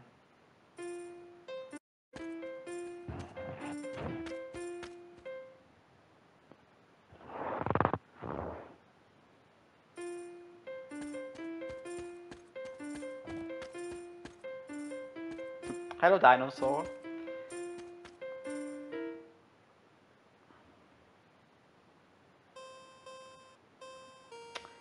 Alright, we have all the monster cards. And Jonas tells us, I got them all of them, yay! And the uncle says, good job, I couldn't decide which card to go to battle with. Some I created from scratch myself, others are Dreamyverse celebrities like Malamon. Jonas, so when do we start squaring off against each other in a battlefield? Or in a battle stadium? And then Sam says, ha! Even my development time is limited, but perhaps another dreamer or you would like to make a trading card game. So I won't make it. It would be crazy and too much. But I like the idea, and we can look at them again. So this is Drago King, the ice dragon. High health and high defense. Here we have the Meat Piranha, which doesn't have as much health, but a lot of defense and can actually immobilize the foe. We have Megacerops, who has the highest attack. Dinosaur. We have this very friendly time bender, a robot-human crossover, who can actually have additional turns. We have Voltiger, which is an electrical beast. We have this Ninja Master. He evades quite often and doesn't have high health, but he doesn't get hit so often, so he can survive longer. Then we have Skelos Maximus, who's also in the middle, I would say, and he can actually have an undead army that helps him out. And we have Valamon, which is, as I said, a very, very famous Dreams sculpt. Okay, so this quest is complete. And we can see also in the menu, because collect all cards is now green. Break into school is green, so we just have one day left to build a treehouse. But before we do that, I think it's time to listen to a little radio tape. So enjoy this.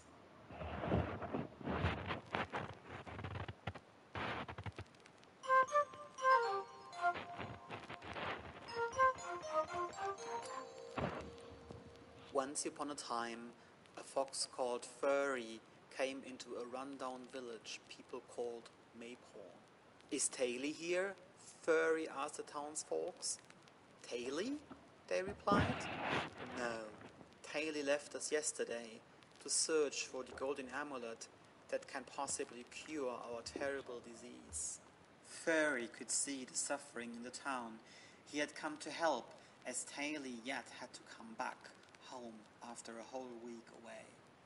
As holy creatures, the foxes had a destiny to watch over the forest's inhabitants in all its life. But now Fury generally had started to worry about Taily's well-being. And so he embarked on a quest to find his most precious fox in the whole world.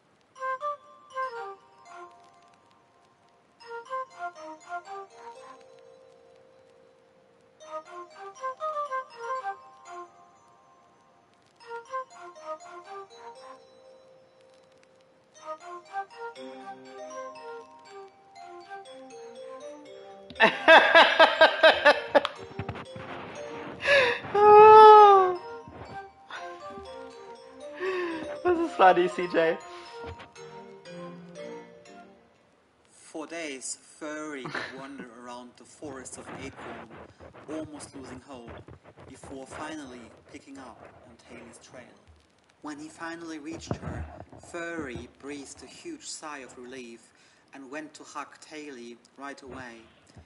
Taylor would soon begin to tell of her many adventures that she had faced. Taylor said, "Finally I had defeated a golem that guarded a golden amulet, but now I am stuck with a puzzle that only if solved will make the amulet appear on this stone platform. At least that is what the prophecy says," she added. Furry was so glad to see Taylor safe and would now join her on her quest. It appeared that 3 platforms required substantial weight put onto them to be able to reveal the amulet. As if it was fate, only together the 2 brave foxes were able to carry a heavy stone onto one of the platforms. Nodding at each other with a smile, they would then step onto the other 2 stones, and a clicking sound marked a success in solving the riddle. With the golden amulet in their hands, the foxes were able to return to the village. As was her destiny as a guardian, Taylor wielded the amulet and spread her curing powers over the town. Hundreds of years later, the Maypon residents still worship their holy foxes with a statue they built at the market square, and some whispering voices say the 2 foxes still guard over the town.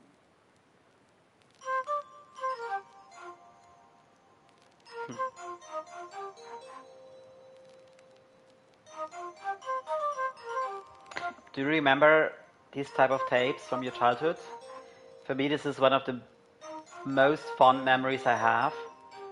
I was literally listening to them every night.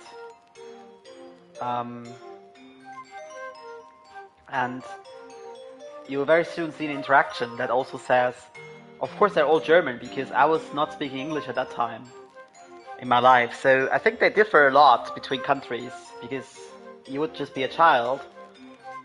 So I really wonder what other people listen to, but I'm pretty sure you had your own versions of what we had. So this was the radio tape, and I wanted to make more originally, but then I just stuck with one. I wanted to see if people like this, because it's actually a bit long. But I think it's very cool.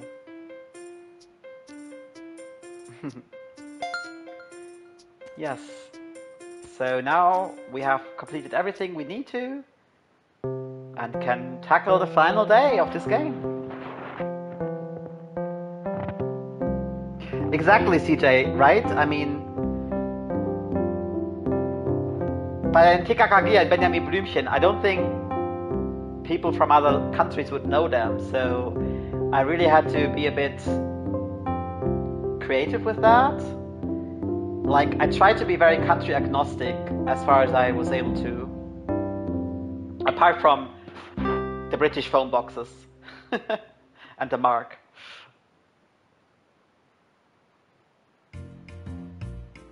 Final day of the game, and you can see 2 of your friends eating ice cream, so it seems they have something planned for you.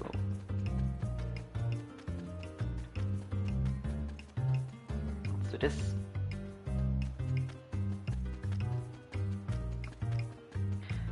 Debbie and Brenda. Hey Sam, we were just talking about how cool it would be to build a treehouse and make a campfire this year. We heard about this very early. Shoot, that's such a cool idea, I'm in. Fantastic, we need an axe and a lighter. I'll take care of a saw, hammer and nails and bring food. I'll get back to you once I got everything. Find axe and lighter. Build treehouse quests.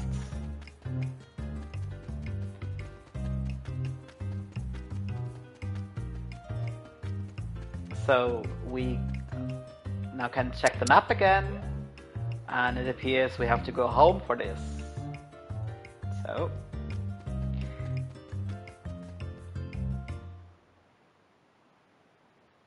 an axe would usually be in the garden, right? So let's head there. And on the way, we could probably do these interactions here, but I will do them at the end, as I said.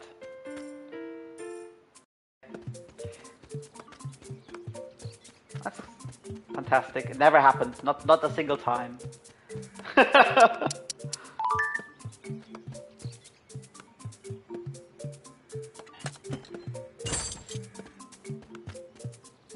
So the axe is here in the garden hut.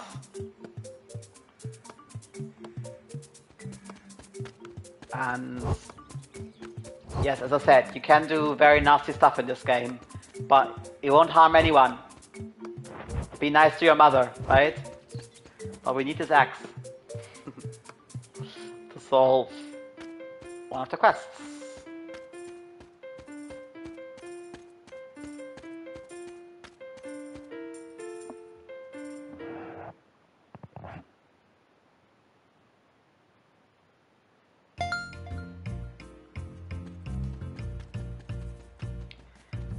We have everything we need, and we can see the girls. Hey Sam, they say again, and you can say, I got everything we need. And they say, perfect, meet us at the edge of the forest. Sean and Tyler are coming too. And now the game tells you to go to the forest.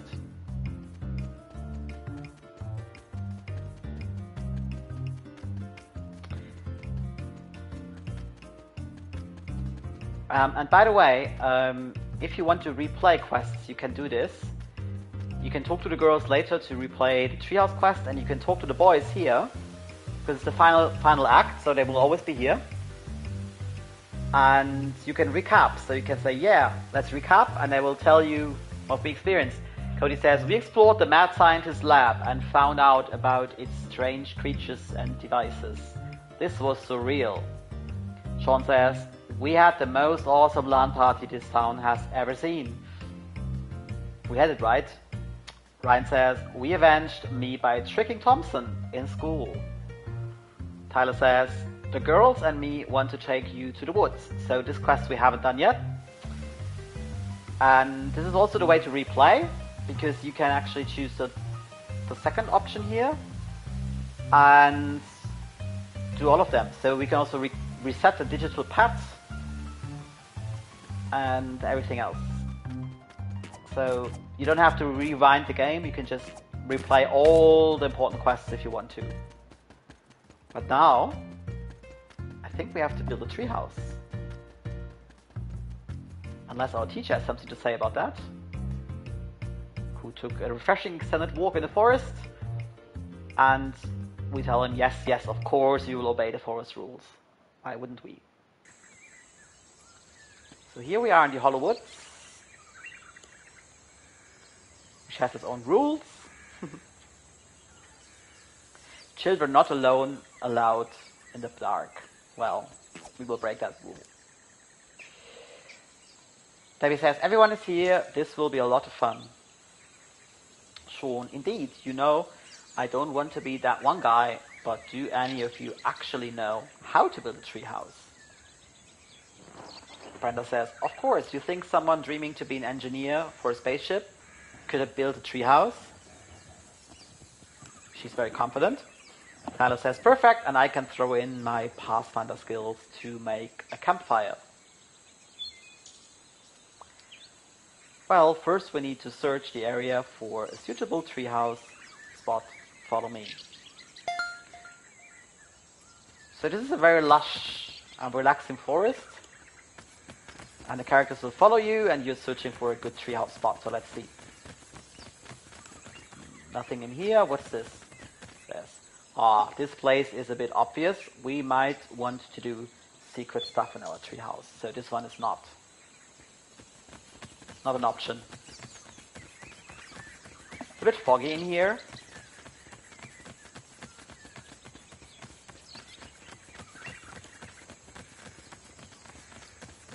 Oh, there's a log cabin.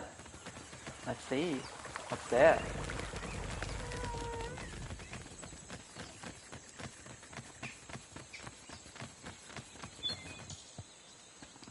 Oh, and the guys say, how boring to just use the hut which the city has built already. The treehouse will be the spot exclusively just for us, so they don't want to just chill out in the hut and do a barbecue here. They would rather have a proper treehouse. So let's continue searching.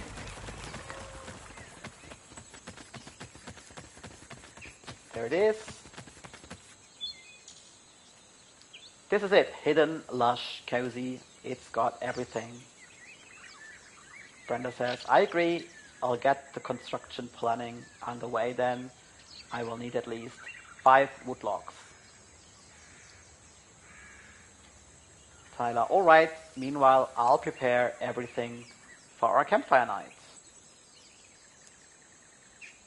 Sean, I'll help you with the fire, Tyler. So we need some wood to be able to build a treehouse, and as we were shown, we need to collect these logs. So we would choose the axe here, right? The axe. By the way, we never got the flashlight, which we should correct. It's not needed, but you can use it in the dark areas. And you just swing the axe and collect some wood. And once you've done that, you can build a treehouse, and I can tell you something cool is going to happen.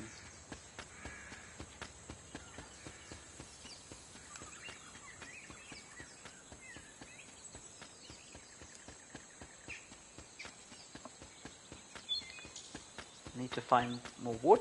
There's about 10 or 12 wood logs here, so there really is enough. You just have to find them. I think here's one more. Yes. So once you have that, you return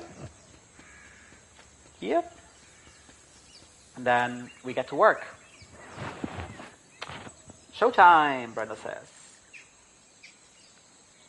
She cuts the wood into pieces.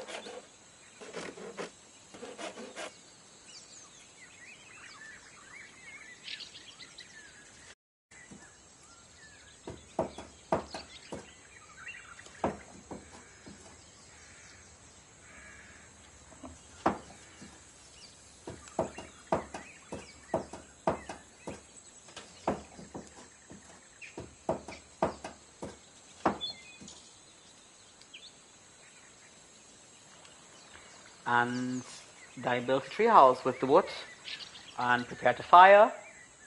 And now we have a lush, cozy treehouse, which we can even have a little scene in.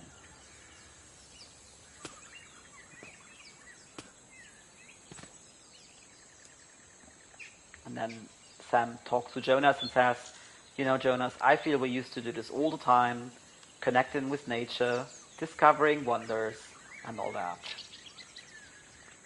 And he says implicitly much more than you do today. It's definitely very cool. We also have lined up camping this year with friends, but everything these days must be planned and organized, which is very true. I think it's a big difference in childhood compared to these days. We used to be a lot more spontaneous and just go adventuring, basically. And this is what happened. I remember so many days when we just went to the woods and did so many things. Alright, so I think we're ready for the campfire night.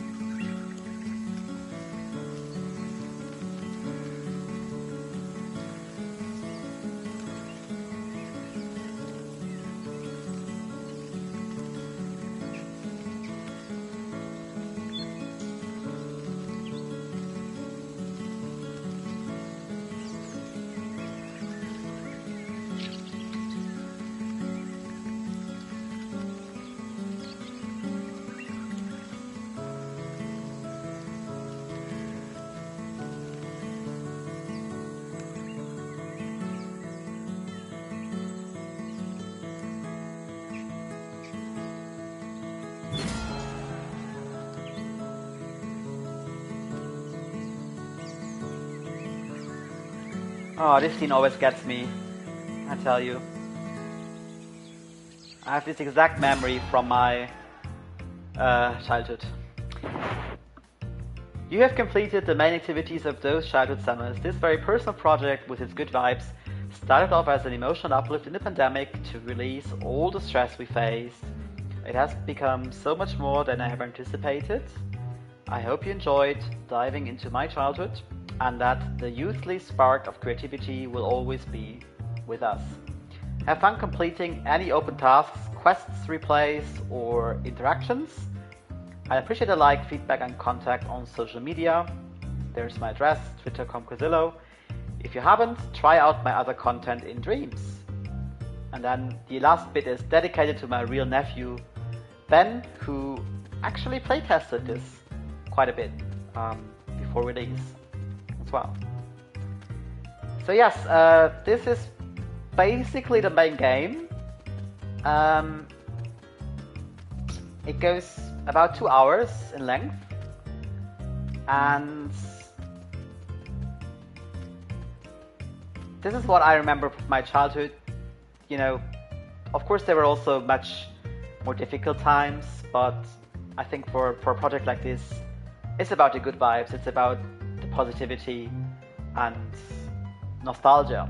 So let's collect a few more interactions and then we can wrap it up. If you have any questions, feel free to ask me.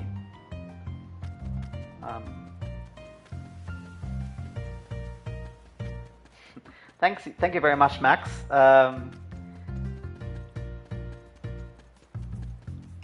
It's very personal and was a lot of work, but also very rewarding because the good vibes just got me all the time, you know. And when I developed this, I also felt them, so that was very good. So here you can see a lot of these interactions. Do you know this? In real life, it's a crocodile. Here's a hippo, just to avoid the IP. This one I thought I could put in no problem. And these are our cameo games. So Twisted instead of Twister, the Settlers of Cthulhu instead of Settlers of Catan. So, and these are some Dreamyverse famous figures here. And a Furby without a beak.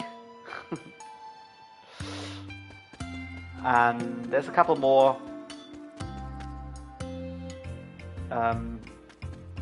I might show very briefly.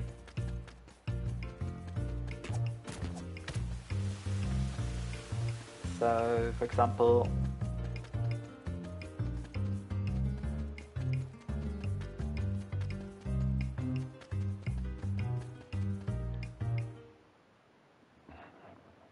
hey Makeko, nice to see you. I have just shown my game, Those Childhood Summers. We played through basically all the quests, and I didn't make all the interactions because I don't want to give away everything, and it's a lot of text. But it's very cool. Like each interaction gives you a little nostalgic tidbit, and we'll do this one as a final one, I think, because it's very nice. A rotary phone. Because I can tell you, my grandmother had a rotary phone until 2000 something. And imagine a kid from today dialing a number there. I will tell you, they would fail. I would make a bet they would fail. And even I hated them because make one mistake and you start over again. Right? So, yeah, all of this stuff is in here, and Sam and Jonas will always comment stuff, and Jonas with a perspective from today, from a kid from today, and Sam would be like, back then it was like that, and of course much better, he will say, because he's a kid from this time, right? So this is one of the interactions, a rotary phone.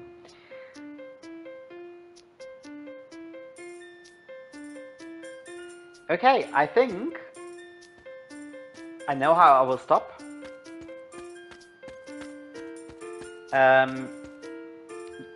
there are some very, very cool idle interactions. If you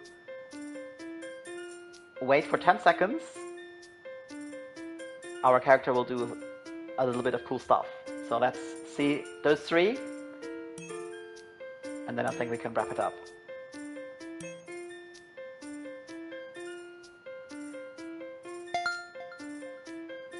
Jonas, hey, I know this smartphone. They made a retro version of it recently. So he thinks it's a smartphone, but Sam says, no, this is a cellular phone. Though I felt smart teaching Granny how to use it. And dare I say, this iconic one is actually from 1999. But in my memory, playing and surviving as a snake, as long as possible, on it was so 90s that I had already put the phone in before looking up the dates. So it's actually not from 1996, but 1999. But still, yeah. Do you remember playing Snake? I couldn't use the word Snake, so I cameoed it. But this Nokia 3210 was just everywhere. So let's see the other 2, and then I think we can call it a day.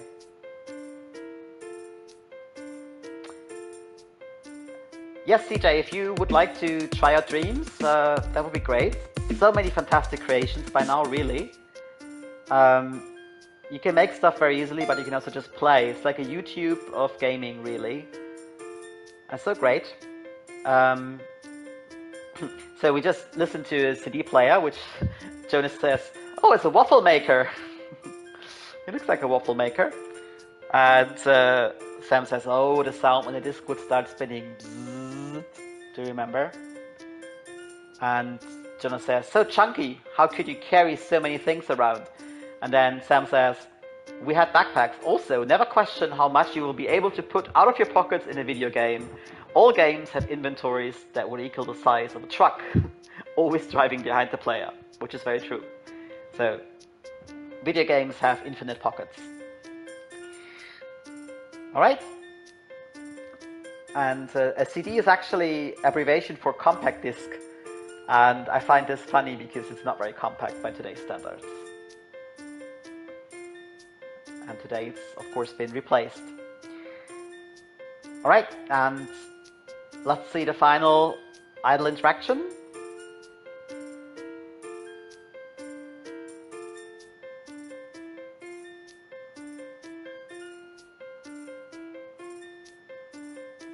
No, not this one. It's random, so it might not play right away. It's also my favorite one, so it's good it's the last, actually. Yes, that's the one.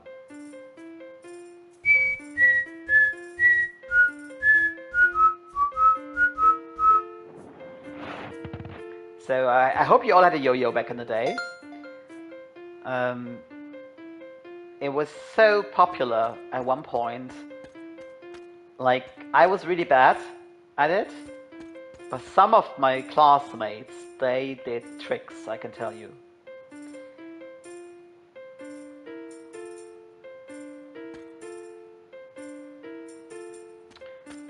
Alright. And now I'm going to talk a little bit about the yo-yo, and you get some information. It derives actually from, it's not like quite clear if it derives from, I think, Indonesia? Oh, it's Tagalog, or it might be from French joueur. And they don't really know where it comes from, but they know it has been booming a couple times. And the biggest yo-yo in the world weighs 123 kilograms. You can still make the Apfelschaukel. Yes, you can. Alright, I think it's time for one final float to the highest point of Sun Creek, and I think we'll end it there. So, thank you very much for coming along. I hope you enjoyed this. It's been a passion project, and I know some of my friends don't have Dreams. They will watch this and catch up later, and I will always have it. Yeah, it was Philippines, right? I wasn't sure where it was from. Thank you. Alright, so let's have the biggest float of the universe and try to extend it as long as we can. Come on. You see, I can hold it. I can hold it. I can hold it. But we drop. Oh no. So you can see you cannot escape. You cannot escape, but you can have the most silly of fun with it. And I'll drop now. Thank you very much for coming along. I hope you enjoyed this, and I will see you around Dreams and the other means of communication we all have. Have a great rest of your weekend, and see you soon.